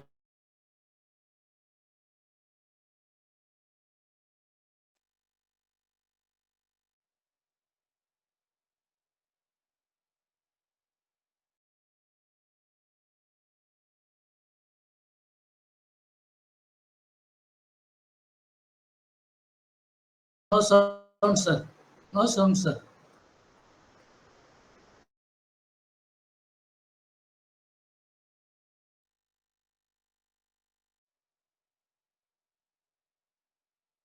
கொண்டு வந்ததே இப்பதான் போல இருக்கு. அதனால 5 இயர்ஸ் டேட்டாஸ் வரல. ஸோ ஸோ 1 இயர் டேட்டாஸ் தான் வந்திருக்கு. இந்த 1 இயர்லயே தானே சாலிடா அப்படியே தானே விடாம ஏறிக்கிட்டே இருக்கான். இறங்குவான், ஏறுவான். லைட்டா இறங்குவான், ஆனா நல்லா ஏறுவான். இப்ப கூட இறங்கியிருக்கேன். திரும்ப மேல ஏறத்தான் செய்வான். இந்த ஃபண்டுல நான் இப்போ ஒரு 2 lakhs வந்து இன்வெஸ்ட் பண்ணேன். வேற ஒரு ஃபண்ட் வச்சிருந்தேன். கில்ட் ஃபண்டுன்னு சொல்லுவாங்க. ஸோ அந்த ஃபண்டு வந்து கவர்மெண்டோட ப்ராஜெக்ட்ல இன்வெஸ்ட் பண்ற ஃபண்டு. ஸோ அதுல இருந்த ஃபண்டை உடைச்சு நான் அதை தூக்கி இதுல போட்டேன். ஏன் அப்படின்னா இது எப்படி வளருவான், ஒரு லாங் ரனுக்கு விட்டுரும். எனக்கு 65% கிடைக்காட்டினாலும் அடுத்த வருஷம் எனக்கு ஒரு 30% கிடைச்சாலும் நான் ரொம்ப சந்தோஷப்படுவேன். செமையா ஹாப்பி ஆயிடுவேன். ஸோ அப்போ எனக்கு என்ன வேணும் அப்படின்னா இதுதான் வேணும். இந்த புரிதல் தான் வேணும். ஸோ இந்த புரிதலுக்கு ஃபர்ஸ்ட் நம்ம ஷேர் மார்க்கெட்டை பத்தி புரிஞ்சுக்கணும். ஸோ இந்த மாதிரியான ஸ்மால் கேப் கம்பெனிஸ்ல நம்ம நேரடியா இன்வெஸ்ட் பண்ணி பழகலாம். ஆனால் மியூச்சுவல் ஃபண்ட்ஸ்ல பண்ணிட்டு பழகுறது இன்னமும் நமக்கு ஆடட் அட்வான்டேஜ் அப்படின்னு சொல்லலாம். ரைட்டு. யாரா அவன் கூட்டத்துல என்ன சொல்றது சம்பந்தமே இல்லாம இந்தியா விக்ஸ் அப்படின்னு தோணும். ஆட் மேன் அவுட் அப்படின்னு சொல்லுவாங்கல்ல, அந்த மாதிரி குரூப்ல டூப்பு. இந்த குரூப்ல டூப்பு என்ன பண்ணும் அப்படின்னா யூஸ்வலா நம்ம நிப்டி 50 எல்லாம் மேல ஏறும்போது இவன் வந்து கீழே இறங்கிக்கிட்டே போவான். இப்ப பாருங்களேன், நிப்டி 50 எல்லாம் மேல ஏறிக்கிட்டே போகுது இல்லையா? ஆனா பாத்துங்க, அவன் வந்து கீழே இறங்குறானா? இதே தானா நிப்டி 50ல இறங்கும் போது, அதாவது ஷேர் மார்க்கெட் வந்து இறங்கும் போது இவன் வந்து மேல ஏறிக்கிட்டே போவான். எதுக்காக இவனை வச்சிருக்கானுங்க அப்படின்னு உங்களுக்கு ஒரு கேள்வி வரும். இப்ப வந்து நிப்டி 50ல ஏறும்போது இங்க முதலீடு செய்வாங்க. போது முதலீடு செய்யாம போயிட்டா, காசு உள்ள வராம போயிட்டா, சோ அப்ப இறங்கும் போதும் முதலீடு செய்யறதுக்கு இங்க ஒருத்தனை வைக்கணும் அப்படின்றதுக்காக இந்த இந்தியா விக்ஸ்ன்னு ஒண்ணு வச்சிருக்காங்க. இது என்ன பண்ணும் அப்படின்னா மார்க்கெட்டு இறங்கும் அப்படின்னு சொல்லிட்டு பெட் கட்டுறது. மார்க்கெட் இறங்கும். சோ இவன் வந்து கேபிட்டல் எல்லாம் பார்க்க மாட்டான். மொத்தத்துக்கும் மார்க்கெட் இறங்குச்சா, இவன் வந்து பாக்குறதே வந்து ஷேர்ஸ் எல்லாம் பாக்குறது இல்ல. இந்த இந்தியா விக்ஸ் எதை வச்சு கால்குலேட் பண்றாங்க அப்படின்னா இண்டெக்ஸ் வச்சே கால்குலேட் பண்றாங்க. நிப்டி 50 இதுக்கு வந்து வெயிட்டேஜ் அதிகமா கொடுப்பாங்க. அடுத்து வந்து மிட் கேப் இதுக்கு கம்மியான வெயிட்டேஜ் கொடுப்பாங்க. ஸ்மால் கேப் அதுக்கு கம்மியான வெயிட்டேஜ் கொடுப்பாங்க. ஓகேங்களா? சோ அப்ப நிப்டி 50க்கு ஹை வெயிட்டேஜ் இருக்கும். சோ இவன் விழுந்தான்னா இவன் ஏறுவான், இந்தியா விக்ஸ் ஏறுவான். சோ அப்படிதாங்க இதை கால்குலேட் பண்றாங்க. இவனையும் நம்ம தெரிஞ்சுக்கணும்ல. சோ அதுக்காக நான் சொல்றேன். சரி, இது மட்டும்தான் இண்டெக்ஸா இருக்கா அப்படின்னு கேட்டா இல்ல, இதுக்கு அடுத்துதான் இருக்கு பியூட்டி. செக்டோரியல் இண்டெக்ஸ்னு ஒண்ணு இருக்கு. ஓகேங்களா? இதுல பாருங்க, அதுக்கு முன்னாடி நம்ம இன்னொன்னு பாத்துருவோம். Nifty total market. இவன் தான் ஒட்டுமொத்த மார்க்கெட்டுக்கும் கணக்கிடுற இண்டெக்ஸ். நிப்டி 50ன்றது வெறும் நிப்டில இருக்கிற முதல் 50 கம்பெனிஸுக்கான இண்டெக்ஸ். இவனை நம்ம அப்பப்ப பார்த்து வச்சுக்கணும். சில சமயம் நிப்டி 50 இறங்கும். ஆனா இந்த நிப்டி டோட்டல் மார்க்கெட் வந்து இறங்காது. ஏன் இறங்காது அப்படின்னா நிப்டி 50ல இருக்கிற அந்த டாப் கம்பெனிஸ் மட்டும் அடி வாங்குவான். ஏன்னா அவன்கிட்ட வந்து எஃப்ஐஐன்னு சொல்லப்படுற அந்த வெளிநாட்டு முதலீட்டாளர்கள் நிறைய முதலீடு செய்வாங்க. அவனுங்க வெளியில போனானுங்கன்னா அவன் அடி வாங்குவான். ஆனா மொத்த மார்க்கெட்டும் அடி வாங்காது. மொத்த மார்க்கெட் வந்து ஸ்டேபிளா மேல போய்க்கிட்டே இருக்கு. அப்போ அந்த நேரத்துல மார்க்கெட் உண்மையிலேயே மேல போய்கிட்டு இருக்கா இல்ல நிஜமாவே இறங்குதா அப்படின்னு பாக்குறதுக்கு நம்ம இவனை வந்து பார்க்கணும். நிப்டி டோட்டல் மார்க்கெட் இவன் சொல்லுவான் 2700 கம்பெனிஸுக்கும் கணக்குல எடுத்துக்கிட்டு இவன் சொல்லுவான். இவன் வெயிட்டேஜ் எல்லாம் பாக்குறது இல்லை, மொத்தத்துக்கும் பாக்குறான். ஸோ இவன் பாத்தீங்கன்னா 11,486 இருக்கான். ஸோ 37.37% ஏறி இருக்கு அப்படின்னா மார்க்கெட் அக்ராஸ் த மார்க்கெட் வந்து ஏறிக்கிட்டே தான் இருக்கு. ஸ்மால் கேப் மிட் கேப் எல்லாம் ஏறிக்கிட்டே தான் இருக்குன்னு அர்த்தம். இங்க பாருங்க, நிப்டி மைக்ரோ கேப் 250, ஸ்மால் கேப்லயே ஸ்மால் கேப் பச்சை குழந்தை, இவன் அப்படிதான் சொல்லணும். ஸோ இவனுங்களோட growth-ம் பாத்தீங்கன்னா செமையா இருக்குங்க. ஒரு குழந்தையோட வளர்ச்சி எப்படி பயங்கரமா இருக்குமோ அந்த அளவுக்கு செமையா இருக்கும். இப்ப நீங்க இதுலயே எடுத்தீங்கன்னா 0.74, மத்தவன்லாம் பாத்தீங்களா 66, 69, 58. இன்னைக்கு ஒரு நாள் growth எவ்வளவு இருக்கு? இவ்வளவுதான் இருக்கு. இருக்கிறதுலயே யாரு அதிகமா இருக்கா? இவன் தான் இருக்கான். ஸோ அப்ப இவன்கிட்ட இன்வெஸ்ட் பண்ணோம்னா growth வந்து செம்மையா இருக்கும், நல்ல ரிட்டர்ன்ஸ் இருக்கும். லாங்குவிட்டியா பார்த்தோம்னா ஒரு நாளைக்கு 1% அளவுக்கு ஏறுவான். அப்ப மார்க்கெட் வந்து வருஷத்துக்கு வந்து என்ன சொல்றது 200 தினங்கள் மார்க்கெட் ரன் ஆகுது அப்படின்றாங்க. சனிக்கிழமை, ஞாயிற்றுக்கிழமை, அப்புறம் அரசாங்க லீவு எல்லாத்தையும் கழிச்சுட்டு பார்த்தோம்னா கிட்டத்தட்ட ஒரு 220 நாட்கள் மார்க்கெட் ரன் ஆகுதுன்னு வச்சுக்கோங்களேன். 220 இன்ட்டு 0.7 வச்சுக்கலாம். ஏன்னா ஆவரேஜா அந்த அளவுக்கு ஏறக்கூடிய ஆள் தான். கிட்டத்தட்ட பாத்தீங்கன்னா 150% இவன் ஏறக்கூடிய அளவுக்கு பொட்டன்சியல் இருக்கும். இவனோட வளர்ச்சின்றது அந்த அளவுக்கு இருக்கும். Micro cap 250. ஆனா இவன்கிட்ட வந்து இன்வெஸ்ட்மெண்ட் பண்றவங்க ரொம்ப கம்மியா இருப்பாங்க. ஏன்னா குழந்தைகள்கிட்ட யாருமே இன்வெஸ்ட் பண்றது இல்லை. நம்ம சினிமால குழந்தை நட்சத்திரங்களுக்கு என்ன சொல்றது ஃபேன்ஸ் அதிகமா இல்ல வந்து பெரிய ஸ்டார்ஸுக்கு ஃபேன்ஸ் அதிகமா அப்படின்னா பெரிய ஸ்டார்ஸுக்கு தான் ஃபேன்ஸ் அதிகம் இல்லைங்களா? அது மாதிரிதான் இங்க மார்க்கெட்லயுமே இவனுக்கு வந்து, ஆனா இவன்கிட்ட முதலீடு செய்யறவங்க தான் உண்மையிலே ஸ்மார்டஸ்ட் பர்சன் அப்படின்னு நான் சொல்லுவேன். ஸோ தெரிஞ்சுக்கணும் மார்க்கெட்டை எங்க எவன்கிட்ட எப்படி இன்வெஸ்ட் பண்ணணும்னு தெரிஞ்சுக்கணுன்றதுக்காக நான் இதை சொல்ல வரேன். ஓகே, அடுத்து வந்து செக்டோரியல் இண்டெக்ஸஸ். செக்டோரியல்ன்றது நிறைய வகையான நிறுவனங்கள் இருப்பாங்கல்ல. இது வந்து பாத்தீங்க அப்படின்னா அவனோட வருமானத்தை வச்சு பிரிக்கிறது. இது வந்து அவன் ஈடுபட்டிருக்கிற அந்த துறைகளை வச்சு பிரிக்கிறது. Banking sector, automobile sector, financial services sector. Financial services வேற, பினான்சியல் வேற. அதுலயும் அவன் என்ன பண்ணி வச்சிருக்கான் பாத்தீங்களா? பினான்சியல் சர்வீசஸ்ல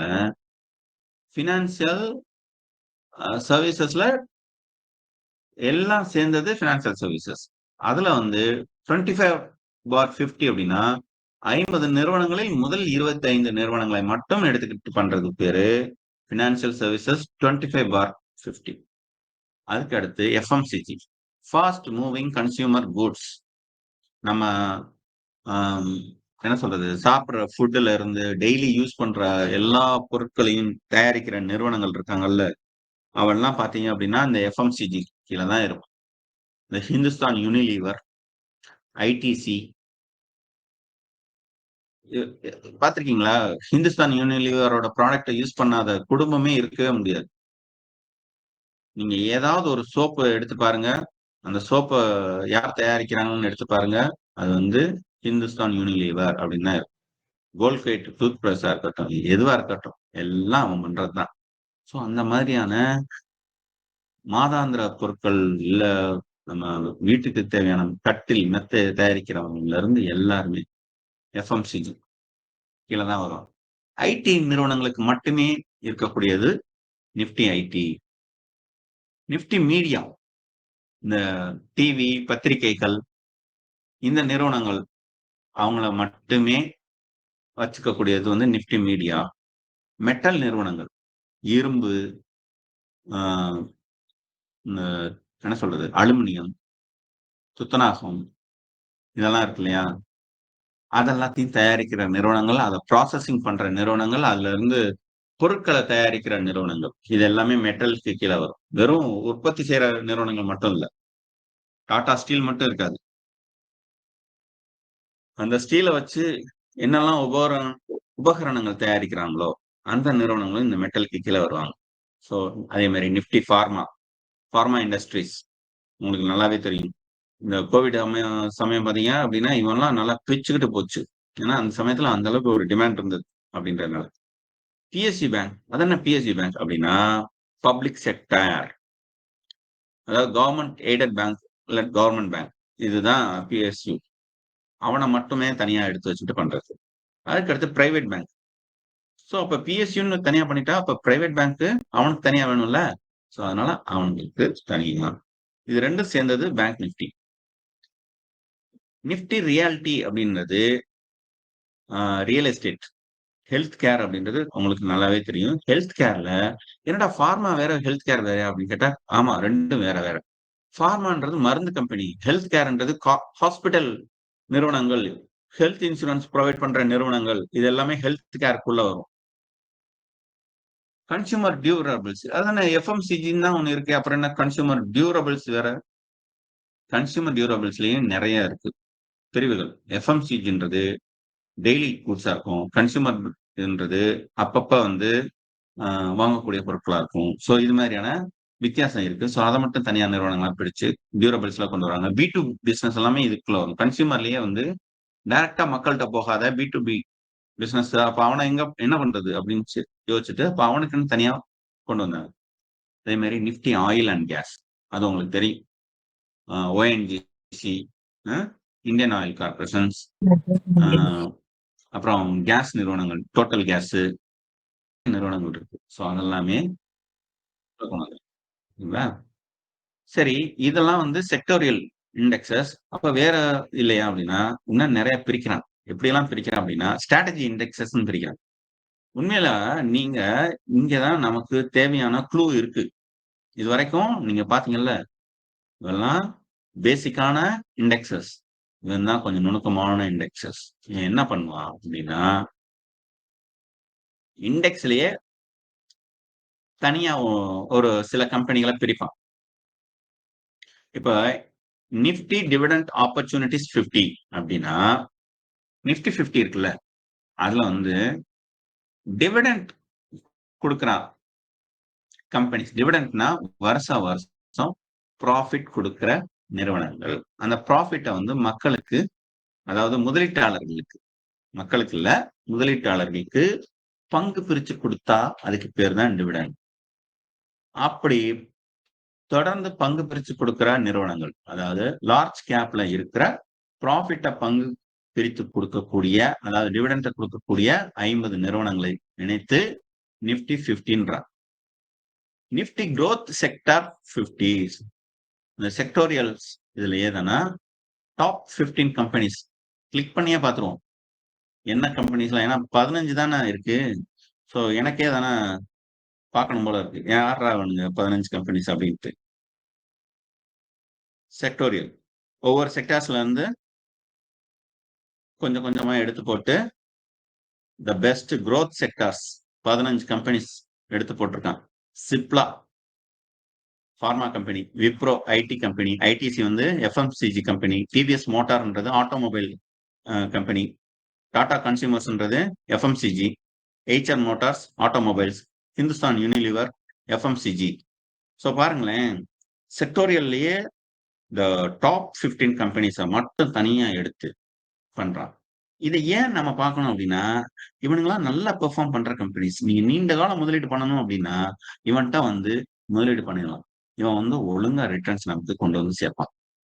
இவனுங்களோட குரோத் வந்து மார்க்கெட் நல்லா இருக்கும்போது ரொம்பவே நல்லா இருக்கும். இப்ப பார்த்தீங்க அப்படின்னா, இந்த கம்பெனிஸ்ல எவன் நல்ல ரிட்டர்ன்ஸ் குடுக்குறான் இன்னைக்கு அப்படின்றத பார்த்து, அதுல நம்ம இன்வெஸ்ட் பண்ணிட்டு போகலாம். For example Cipla.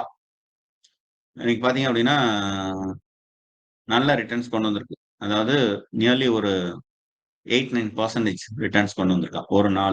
ஒரு நாள் கணக்கு இது. ஓகேங்களா? ஸோ, இவன் அப்படியே தான குரோ ஆகுறான்னு வச்சுக்கோங்களேன். ஒரு மாசத்துல உங்களுக்கு ஒரு 10% கொண்டு வந்துட்டான்னா, நீங்க ரூ. 1,00,000 இன்வெஸ்ட் பண்ணியிருந்தீங்கன்னா, இந்த பங்கு வந்து உங்களுக்கு ஒரே மாசத்துல 1,10,10,000 கொண்டு வந்து குடுக்கும். இதுதான் இந்த நிறுவனங்கள். ஸோ, அப்போ நமக்கு இங்க ஒரு க்ளூ கிடைக்குது. அத யார் குடுக்குறா? அந்த எக்ஸ்சேஞ்சே நமக்கு குடுக்குறான். எப்படியெல்லாம் குடுக்குறான் பாருங்க. அடுத்து பார்த்தீங்கன்னா, நிஃப்டி 100 அதாவது 2,500 கம்பெனிகள்ல நல்லா பெர்ஃபார்ம் பண்ற டாப் 100 கம்பெனிஸ். அதுல வந்து குவாலிட்டி 30 நல்ல ரிசல்ட் கொண்டு வரக்கூடிய சிறந்த 30 நிறுவனங்களின் இண்டெக்ஸ். அதான் குவாலிட்டி 30.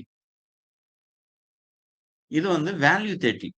இங்க பாருங்க நிஃப்டி 50ல இது வந்து 100ல 30னா, இவன் வந்து நிஃப்டி 50ல வேல்யூ 20. வேல்யூ 20ன்னா இவன் என்ன சொல்றான்னா, அந்த 50 நிறுவனங்களில் அதிகமான அளவிற்கு வேல்யூவேஷன்ஸ் இருக்கிற டெய்லி என்ன சொல்றது? அதாவது பெரிய அளவுல வால்யூம்ல வந்து ட்ரேடிங் நடக்கிற, மக்கள் அதிகம் ஆர்வம் காட்டுகிற முதல் 20 நிறுவனங்கள். அந்த நிறுவனங்களில் முதலீடு செய்கிறது தான் இந்த நிஃப்டி 50ல வேல்யூ 20. ஸோ அதே மாதிரி நிஃப்டி 50ல XXX லெவரேஜ். அதுக்கடுத்து பிஆர் XXX லெவரேஜ். இதெல்லாம் செக்டோரியல் லேயர்னா அடுத்த லெவல். இதே மாதிரி எப்படி பாருங்க Nifty 50 dividend points, Nifty alpha 50. அதாவது ஒரு இண்டஸ்ட்ரியவே இதான இழுத்து கொண்டு போற பைனியர் கம்பெனிஸ்ன்னு சொல்லுவாங்கல்ல, அந்த பைனியர் கம்பெனிஸ் அவன்லாம் ஆல்பா. அவனுங்கெல்லாம் அதாவது ஒரு இண்டெக்ஸா போடுறான். ஸோ அதே மாதிரி ஈக்குவல் வெயிட் நிஃப்டில நான் சொன்னேன் இல்லையா, நிஃப்டி 50ல ஒவ்வொருத்தனுக்கும் ஒரு வெயிட்டேஜ் கொடுப்பானுங்க அப்படின்ட்டு. அதே தானே மாத்தி நிஃப்டி 50ல எல்லாருக்கும் ஒரே வெயிட்டேஜ்ரா. எல்லாருக்கும் அண்ணன் தம்பி அத்தனை பேருக்கும் ஒரே மாதிரி தான் நான் பார்ப்பேன். எல்லாருக்கும் ஒரே மரியாதை தான் செய்வேன் அப்படின்னு செய்வாங்கல்ல, அதுதான் இந்த ஈக்குவல் வெயிட்டேஜ். அதே 100ல ஈக்குவல் வெயிட்டேஜ், லோல வொலட்டாலிட்டி 30, இப்படி நிறைய இருக்குங்க. இது மட்டும் இல்ல, தீமெட்டிக் ஃபண்டு. நிஃப்டில கமாடிட்டிஸ்ல பண்றவன். கமாடிட்டிஸ்ன்றது gold, silver, copper, nickel, agri கமாடிட்டிஸ்ன்னு சொல்லக்கூடிய அரிசி, கோதுமை, சீரகம், மஞ்சள், இதுல எல்லாம் முதலீடு செய்யக்கூடிய இல்லாட்டினா அதெல்லாம் ப்ராசஸ் செய்யக்கூடிய நிறுவனங்களை வந்து கமாடிட்டிஸ்ன்னு சொல்லுவாங்க. அதைத்தான் இவன் அப்படி சொல்றாங்க. எனர்ஜி செக்டார், அதாவது இன்னைக்கு நிறைய கிரீன் பவர் எனர்ஜிஸ் எல்லாமே வந்துருச்சு. சோலார் பவர், விண்ட் பவர், இதெல்லாமே வந்துருச்சுங்க இல்லையா, ஹைட்ரோ பவர். அதே மாதிரி இதுல எனர்ஜின்னு மட்டும்தான் போட்டிருக்கான், கிரீன் எனர்ஜின்னு போடல. மேபி இன் ஃபியூச்சர்ல கிரீன் எனர்ஜிக்கு கூட தனியா ஒரு இண்டெக்ஸ் கொண்டு வந்தாலும் ஆச்சரியப்படுறதுக்கு இல்லை. ஸோ இந்த எனர்ஜி செக்டர்ஸ்க்கான தேவைகளும் அதிகமா இருக்கு அப்படின்றதுனால புதுசா இன்னைக்கு இண்டெக்ஸ் இருக்கும்ல, ஸோ அவனை எல்லாத்தையுமே தனியா கொண்டு வந்து இந்த தீமெட்டிக் இண்டெக்ஸஸ் எல்லாம் கொண்டு வந்துட்டான். ஸோ இதெல்லாம் நாம அடிப்படையா தெரிஞ்சுக்கணும். ஏன்னா இதை ஒவ்வொன்றையும் நான் தனித்தனியா நான் பார்த்துக்கிட்டு இருந்தேன்னா டைம் ஆகி போகும். ஆல்ரெடி இன்னும் ஒரு 15 நிமிஷம் தான் நமக்கு இருக்கு. ஸோ அதனால இன்னும் கொஞ்சம் டீப்பா போக வேண்டியிருக்கு. அதனால நான் சொல்றேன், இந்த பிக்சட் இன்கம் இண்டெக்ஸஸ் அப்படின்னு சொல்றான்ல, இவன்லாம் நமக்கு க்ளூ கொடுக்குறான். என்ன மாதிரியான க்ளூ கொடுக்குறான் அப்படின்னா, அடுத்த 10 வருஷத்துக்கு நான் எதுல முதலீடு பண்றது, என்ன சொல்றது, எந்த பங்கு சந்தையில், அதாவது பங்குகளில் முதலீடு செய்வது அப்படின்னு சொல்லிட்டு என்கிட்ட சில பேர் கேட்பாங்க. அவனுக்கு நான் சொல்ல வேண்டியது இல்ல, இங்கே தானே ஈஸியா கிடைச்சிருச்சு. அதுலயுமே என்ன சொல்றானுங்க அப்படின்னா, Nifty 10-year benchmark G sec, government sectoral companies நினைக்கிறேன். அந்த இண்டெக்ஸஸ குடுக்குறேன். என்னன்னா, இதுல எத்தன பேர் இருக்கானுங்க அப்படின்றத நான் பார்க்கறதுக்கு லிங்க் கிடைக்க மாட்டேங்குது.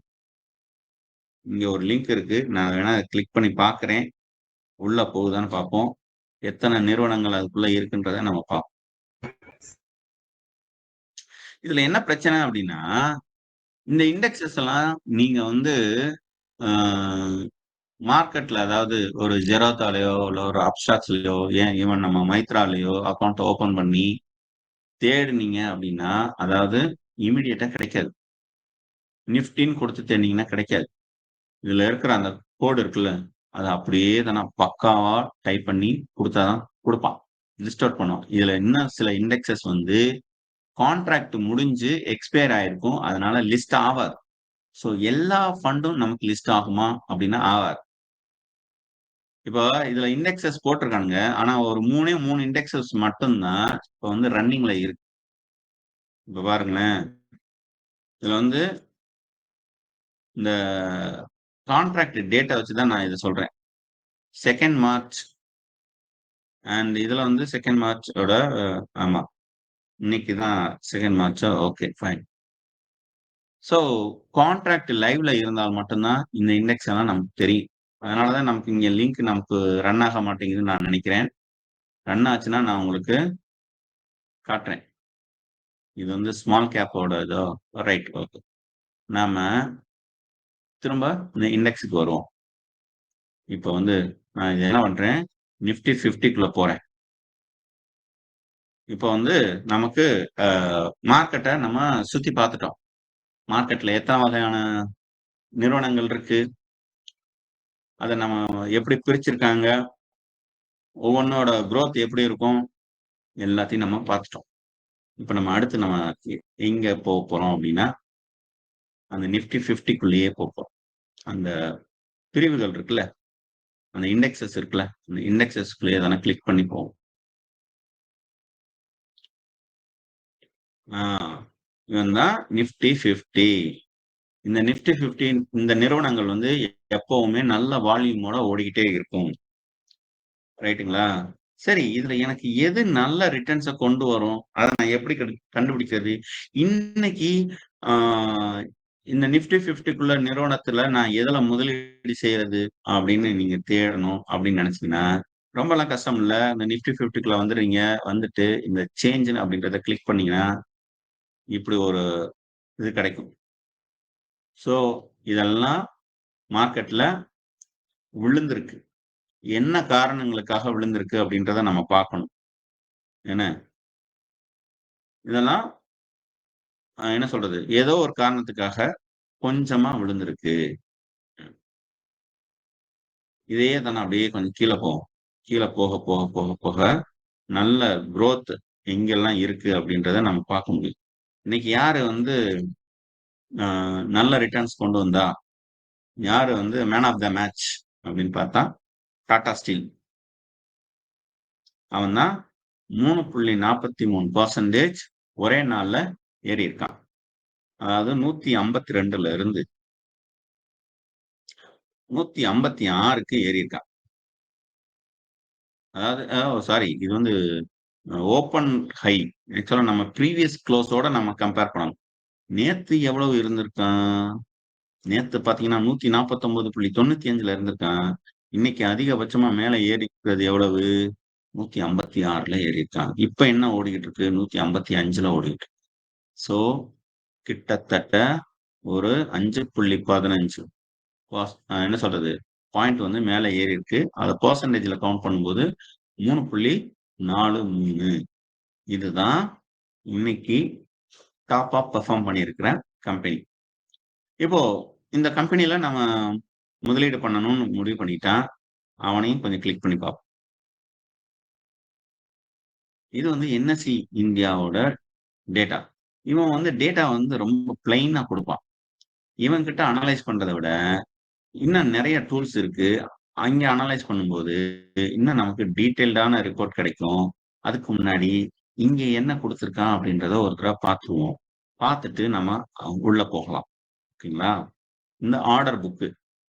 இன்னைக்கு ஆக்சுவலா இன்னைக்கு காலையில ஒரு ஸ்பெஷல் ட்ரேடிங் செஷன் ஓடுச்சு. ஸோ அதனால அந்த ட்ரேடிங் செஷன் இப்போ முடிஞ்சிருக்கும்.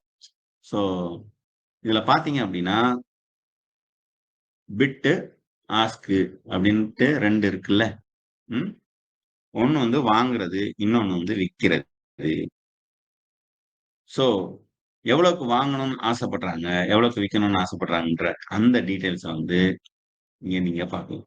அடுத்து வந்து ட்ரேட் இன்ஃபர்மேஷன்ஸ், வால்யூம், எத்தனை நம்பர் ஆஃப் ஷேர்ஸ் வந்து இங்க வந்து வாங்கவும் விற்கவும் ஏதோ ஒரு வகையில நடக்கணும். அதோட மொத்த நம்பர் ஆஃப் ஷேர்ஸ் தான் இது. அதே மாதிரி அந்த ஷேர்ஸோட இது வந்து வேல்யூ, இது வால்யூம், எத்தனை ஷேர், இது வந்து எவ்வளவு விலை. கிட்டத்தட்ட என்ன சொல்றது 300 கோடிக்கு இன்னைக்கு வந்து டிரான்சாக்ஷன்ஸ் நடந்திருக்கு. ஸோ 300 கோடிக்கு வால்யூம்னா ஒண்ணு வாங்கியிருப்பாங்க, இல்லாட்டினா வித்திருப்பாங்க. மார்க்கெட் கேப் எவ்வளவு இருக்கு அப்படின்னா கிட்டத்தட்ட 1,93,619 கோடி ரூபாய் இன்னைக்கு அந்த கம்பெனியோட மொத்த மதிப்பு. இதுல ஃப்ரீ ஃப்ளோட்ல எவ்வளவு இருக்கு அப்படின்னா, ஃப்ரீ ஃப்ளோட்ன்றது மார்க்கெட்டுக்குள்ள எத்தனை ஷேர்ஸை நம்மளால வாங்க முடியும், அதோட வால்யூம் என்ன அப்படின்றது தான் இந்த ஃப்ரீ ஃப்ளோட் மார்க்கெட் கேப். இப்போ மார்க்கெட்டுக்குள்ள அவங்க 100% உள்ள இறக்கிடல, ஒரு 60% இல்லாட்டினா 50% இறக்கி இருப்பாங்க. ஸோ அந்த 60%க்கான மதிப்பு தான் இங்க போட்டிருக்காங்க. ஃப்ரீ ஃப்ளோட்ல நம்ம எவ்வளவு வாங்கலாம் அப்படின்னா கிட்டத்தட்ட 1,27,788 கோடிக்கு இருக்கு. இது லேக்ஸ்ல போட்டிருக்கிறதுனால நான் கோடியில சொல்லிட்டு இருக்கேன். ஓகேங்களா? இங்க ஒரு பிரைஸ் இன்ஃபர்மேஷன் இருக்குல்ல, இதுல வந்து 52 வீக் ஹை. இந்த லாஸ்ட் 52 வாரத்தில், அதாவது ஒரு வருஷத்துல ஹை எவ்வளவு? 156.2. அது என்னைக்கு நடந்துச்சு? இன்னைக்குதான். இன்னைக்குதான் செம்ம ஏத்தம் ஏறி இருக்கேன். இன்னைக்குதான் அவனோட நியூ பீக்கை தொட்டிருக்கான். இருக்கிறதுலயே த ஹையஸ்ட் பிரைஸ இன்னைக்கு தான் தொட்டிருக்கேன். 52 வீக்ஸ் லோ, அது எப்ப நடந்துச்சு? போன வருஷம் நடந்துச்சு. போன வருஷம் மார்ச் 24ஆம் தேதி 2023 அதுல வந்து 101 ரூபாய்க்கு போயிருக்கு. அன்னைக்கு யாராவது 101 ரூபாய்க்கு வாங்கி இருந்தாங்கன்னா இன்னைக்கு வந்து 156 ரூபாய், அதாவது 50% growth. சோ இது நமக்கு சொல்ற பாடம் என்ன அப்படின்னா, நிப்டி 50 மாதிரியான நிறுவனங்கள் ஓரளவுக்கு நல்ல தரமான நிறுவனங்களா தான் இருக்கும். இந்த நிறுவனங்கள் நம்ம எப்ப வாங்கணும் அப்படின்னா, இன்னைக்கு இந்த ஷேர்ஸை வாங்கலாமா அப்படின்னு கேட்டா இன்னைக்கு வாங்குறது இட்ஸ் நாட் அட்வைசபிள். அப்ப என்னைக்கு வாங்கலாம் அப்படின்னா, மார்க்கெட் நல்லா இறங்கி இருக்கும்போது வாங்கணும். அதாவது அதோட லோவஸ்ட் பிரைஸ், அதாவது ஏதோ ஒரு காரணத்துக்காக அது இறங்கி, எய்தர் உலக பொருளாதாரமா இருக்கலாம், இல்லாட்டினா இந்திய பொருளாதாரமா இருக்கலாம், இல்ல மக்களுடைய வாங்கும் திறன் வந்து கொஞ்ச நாளுக்கு குறைஞ்சு போயிருக்கலாம். ஏதோ ஒரு டிமாண்ட் அண்ட் சப்ளை, நிறுவனம் நல்ல நிறுவனம், அங்க வந்து நீண்ட காலத்துல அது வந்து பலனளிக்கக்கூடிய நிறுவனம். ஆனா இன்னைக்கு அந்த நிறுவனம் வந்து ஒரு நட்டத்தை சம்பாதிக்கிறாங்க. நட்டம்ன்றத விட அங்க வாங்குறதுக்கு ஆள் இல்லை அப்படின்ற இடத்துல விற்கிறாங்க. அப்படிங்கும் போது அந்த இடத்துல நாம வாங்குவோம். அப்போ அந்த இடத்துல முதலீடு செய்யும் போது ரிட்டர்ன்ஸ் எவ்வளவு இருக்கும் அப்படின்னா அதிகமான ரிட்டர்ன்ஸ் இருக்கும். அதனாலதான் மார்க்கெட்ல வந்து பாத்தீங்க அப்படின்னா ஒரே அடியா கீழே விழுகிறது இல்லை. ஏன் விழுகிறது இல்லை அப்படின்னா, விழுகும் போதெல்லாம் நல்ல முதலீட்டாளர்கள் அதை ஒரு வாய்ப்பா பார்ப்பாங்க. கோவிட்ல வந்து ஒரு 9,000 8,000 9,000 போய்கிட்டு இருந்த இண்டெக்ஸ், அதாவது நிப்டி 50 அப்படின்றது ஒரு 6,000 5,000 சில்லறையில இறங்கும் போது திரும்ப என்ன வேகத்துக்கு மேல ஏறுச்சுன்னு தெரியுங்களா? எப்படி ஏன் ஏறுது அப்படின்னா, அதை வந்து ஒரு வாய்ப்பா பார்த்தாங்க. கிட்டத்தட்ட 2 வருஷ வளர்ச்சியை வந்து ஒரு கோவிட் வந்து மொத்தமா கெடுத்து உள்ள இருக்கிற அத்தனை பணத்தையும் எடுத்துட்டு வெளியில ஓடும் போது அங்க மார்க்கெட்ல பயங்கர ஃபால் நடக்குது. சோ அதை வந்து ஆப்பர்ச்சுனிட்டியா நினைச்சு நம்ம ஊரு மியூச்சுவல் ஃபண்ட்ஸ் நிறுவனங்கள் எல்லாம் மிக பெரிய அளவுல முதலீடு செய்ய ஆரம்பிச்சாங்க. தனிநபர் முதலீடு செய்ய ஆரம்பிச்சாங்க. சோ அப்ப அந்த முதலீடு வந்து திரும்பவும் அந்த நிறுவனங்களுக்கு ஒரு வேகத்தை கொடுத்துச்சு. அந்த நிறுவனங்களும் தங்களுக்கு கிடைத்த முதலீடை வைத்து மிக சிறப்பான வகையில் செயல்பட்டு ஒரு வளர்ச்சியை பார்த்தாங்க. புது டெக்னாலஜியை கொண்டு வந்தாங்க. செம்மையா குரோத் ஆச்சு. அப்போ அந்த நேரத்துல அதோட வளர்ச்சி அப்படின்றது அதுக்கு முன்பு இருந்த வளர்ச்சியை விட பல மடங்கு இருந்தது. உண்மையை சொல்லப்போனா கோவிட்ல விழுந்ததுக்கு அப்புறமா தான் ஒரு மிகப்பெரிய வளர்ச்சியே இருந்தது. சோ அப்படி ஒரு வளர்ச்சி இருக்கும். அப்ப விழுகும்போது தான் நம்ம வாங்கணும். மேல உச்சியில இருக்கும்போது வாங்குறத யோசிக்கணும். ஓகேங்களா? சோ நான் அடுத்த கிளாஸ்ல முக்கியமான ஒரு செஷனை நான் நடத்த போறேன். அதுவும் இந்த screener.in அப்படின்னு சொல்லிட்டு இந்த சைட்டை யூஸ் பண்ணி. இந்த screener.in அப்படின்றவன் யாரு? எதுக்காக நான் இவனை செலக்ட் பண்ணேன்? இவன் வழியா நம்ம என்ன பண்ண போறோம்? அப்படின்றத நான் சொல்றேன். இவன்ட்ட ஃபர்ஸ்ட் நான் ஒரு லாகின் பண்ணிக்கிறேன். என்னோட இது இருக்கு, லாகின் இருக்கு.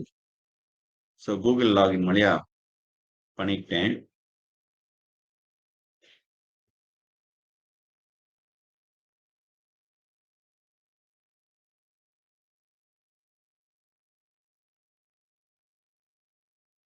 ஸோ இவன் என்ன பண்றான் அப்படின்னா, இந்த 2500 கம்பெனிஸ் இருக்குல்ல, இந்த 2500 கம்பெனிஸ்ல எனக்கு பிடிச்ச மாதிரியான ஒரு பாராமீட்டர்ல இருக்கிற ஒரு நிறுவனத்தை தேர்ந்தெடுப்பது எப்படி அப்படின்னா, இவனை வச்சு ஈஸியா நான் தேர்ந்தெடுத்துக் கொள்வேன்.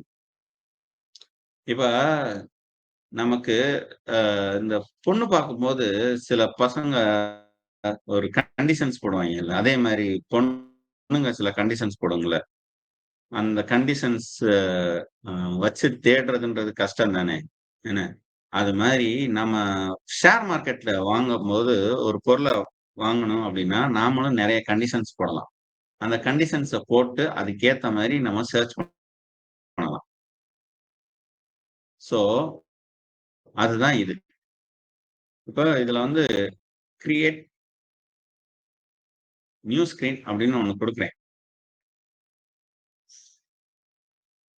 இது என்ன பண்ணும் அப்படின்னா, நான் ஒரு டிவிடெண்ட் கொடுத்துக்கிட்டே இருக்கேன். அதே மாதிரி அந்த நிறுவனம் நான் வாங்குற விலையில இருக்கணும். நான் 100 ரூபா 150 ரூபாய்க்கு தான் வாங்குவேன். அதுக்கு மேல வாங்க மாட்டேன். ஓகேங்களா? ஸோ அப்படியான நிறுவனமா தான் இருக்கும். அதே மாதிரி அவனோட மார்க்கெட் கேபிட்டலைசேஷன் நல்லா இருக்கணும். ஒரு 10,000 கோடிக்கு மேல இருக்கணும். அதே மாதிரி அவன் வருஷம் வருஷம் கொண்டு வரான்ல அந்த ஏர்னிங், அதாவது பிரைஸ் டு ஏர்னிங் இல்லாட்டினா பிஇ ரேஷியோன்னு சொல்லுவோம். அந்த பிஇ ரேஷியோ நல்லா இருக்கும். அது அதாவது ஓவர் வேல்யூடா இருக்கக்கூடாது. எனக்கு ஓவர் வேல்யூடா இருந்தா நான் அதுல முதலீடு பண்ணும்போது திடீர்னுட்டு அது சரிஞ்சு விழுகிறதுக்கு வாய்ப்பு இருக்கு. ஸோ அது எல்லாத்தையும் நான் விடணும் அப்படின்ட்டு நானே தானே டிசைன் பண்றதுக்கு இல்லாட்டினா ஃபில்டர் பண்றதுக்கு எனக்கு ஒரு வழிதான் இந்த இது. இப்போ லிஸ்ட் ஆஃப் ஷேர்ஸ் இப்போ நான் எப்படி சொல்றேன், கரண்ட் ப்ரைஸ் எவ்வளவு இருக்கட்டும், எனக்கு லெஸ் தென் 200 ரூபாய்க்குள்ள அண்ட் அவன் எப்படி இருக்கணும், அவனோட பிஇ ரேஷியோ அதாவது பிரைஸ் டு ஏர்னிங் பாத்தீங்க அப்படின்னா 20க்குள்ள இருக்கும்.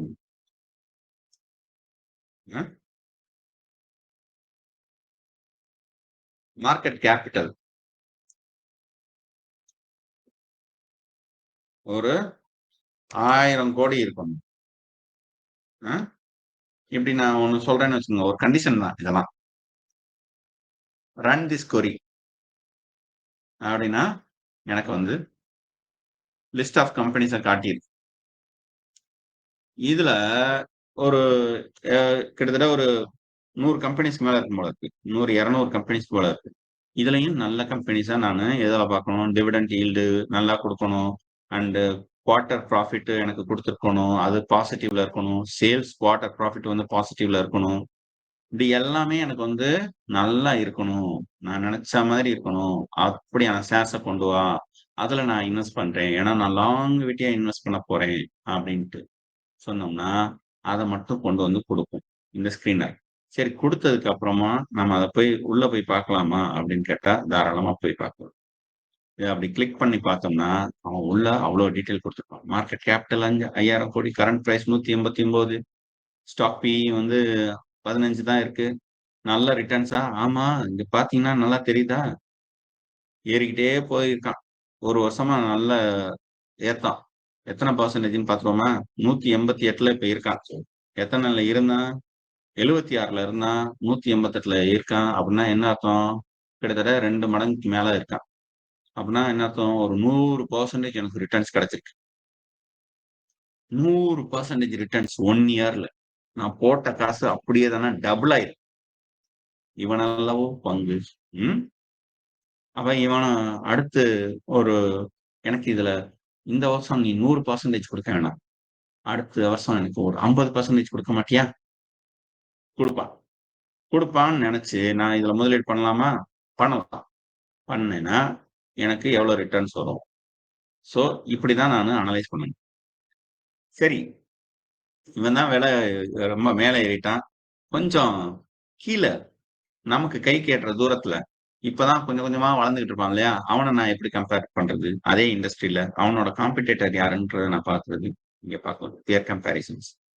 ஸோ இதில பார்த்தோம்னா நமக்கு தெரியும். குவார்ட்டர்லி ரிசல்ட் எப்படி இருக்கு? ப்ராஃபிட் அண்ட் லாஸ் ஸ்டேட்மெண்ட் இருக்கு. பேலன்ஸ் ஷீட் எப்படி இருக்கு? கேஷ் ஃப்ளோ எப்படி இருக்கு? ரேஷியோஸ் எப்படி இருக்கு? ஷேர் ஹோல்டர் பேட்டர்ன் எப்படி இருக்கு? பாருங்க.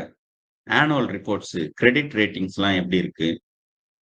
அ இதெல்லாம் நம்ம பார்த்து தான் நம்ம வந்து ஒரு ஷேர்ஸ வந்து வாங்கவோ, விற்கவோ முடிவு செய்ய வேண்டும். அப்படி முடிவு செய்யும்போது தான் நமக்கு நல்ல ரிட்டர்ன்ஸ் அப்படின்றது கிடைக்கும். ஷேர் மார்க்கெட்ல லாங்விட்டியா நல்ல ரிட்டர்ன்ஸ நம்ம பார்க்க முடியும். ஓகேங்களா? ஸோ இந்த வகையில் நாம அடுத்த வாரம் அ இந்த ஸ்கிரீனர்ல நம்மளுடைய கிளாஸஸ் எடுக்க போறோம். அதுக்கு முடிஞ்சதுக்கு அப்புறம் டைரக்ட்டா ஷேர் மார்க்கெட்டுக்குள்ள எப்படி பை பண்றது, செல் பண்றது, அங்க இருந்துகிட்டு எப்படி அனலைஸ் பண்றது எல்லாத்தையும் நம்ம பார்க்க போறோம் அடுத்த வாரம்.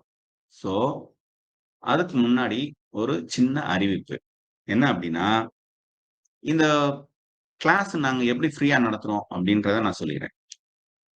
இந்த கிளாஸ நடத்துறதுக்கு எங்களுக்கு வந்து மைத்ரா வெல்த் அப்படின்ற ஒரு புரோக்கரேஜ் கம்பெனி, வளர்ந்து வரும் புரோக்கரேஜ் கம்பெனி, ஸ்மால் கேப்ன்னு வச்சுக்கோங்களேன். அந்த மாரியான ஒரு நிறுவனம் எங்களுக்கு வாய்ப்பு குடுக்குது. அவங்க எங்களுக்கு பே பண்றாங்க. இது வந்து ஒரு மார்க்கெட்டிங் ஐடியா தான். ஸோ நாங்க வைக்கிற கோரிக்கை என்ன அப்படின்னா, இப்ப இந்த முதல் 2 கிளாஸ் வந்து இப்ப நம்ம ஃப்ரீயா நம்ம பண்ணிட்டோமா, அடுத்த கிளாஸ் நம்ம நடத்தணும் அப்படின்னா, அந்த கிளாஸ நம்ம பார்ட்டிசிபேட் பண்ணணும். மைத்ரா வெல்த்தோட அக்கவுண்ட்ட வச்சு தான் நம்ம வந்து கிளாஸே எடுக்க போறோம். அப்படின்றதுனால, மைத்ரா வெல்த்ல நீங்க அக்கவுண்ட் ஓப்பன் பண்ணணும். ஓப்பன் பண்ணி, அ அந்த கிளாஸ்ல நீங்க பார்ட்டிசிபேட் பண்ணணும். அதுக்கு அடுத்து நாங்க அதுல வந்து முதலீடு செய்து, அதாவது நானே என்னோட அக்கவுண்ட்ல மைத்ரா வெல்த்ல இன்வெஸ்ட் பண்ணி, ட்ரேட் பண்ணி காமிப்பேன். அதே மாரி நீங்க உங்க சைடு நீங்க ட்ரேட் பண்ணி பாருங்க, பழகுங்க. எதையுமே பழகாம வராது. ஸோ, அப்படித்தான் நம்ம வந்து கிளாஸ் எடுக்க போறோம். ஓகேங்களா? ஸோ, அடுத்த வாரம் நீங்கள் நடக்க இருக்கிற அந்த கிளாஸ்லயும் பார்ட்டிசிபேட் பண்ணி, மார்க்கெட்ட பத்தியான அடுத்த 6 கிளாஸ் இருக்கு. எல்லாமே சூப்பர் சூப்பரான கிளாஸ். எல்லாமே இன் டீட்டெயில்டா நம்ம நடத்த போற கிளாஸ். அந்த கிளாஸ்லயும் நீங்க பார்ட்டிசிபேட் பண்ணணும்னா, மைத்ரா வெல்த்ல நீங்க அக்கவுண்ட் ஓப்பன் பண்ணணும். இந்த அளவில் நான் இத உங்கள்ட்ட சொல்லிட்டு விடைபெறுகிறேன். நண்பர்கள் அனைவருக்கும் மீண்டும் மீண்டும் நன்றிகளும், வணக்கங்களும்.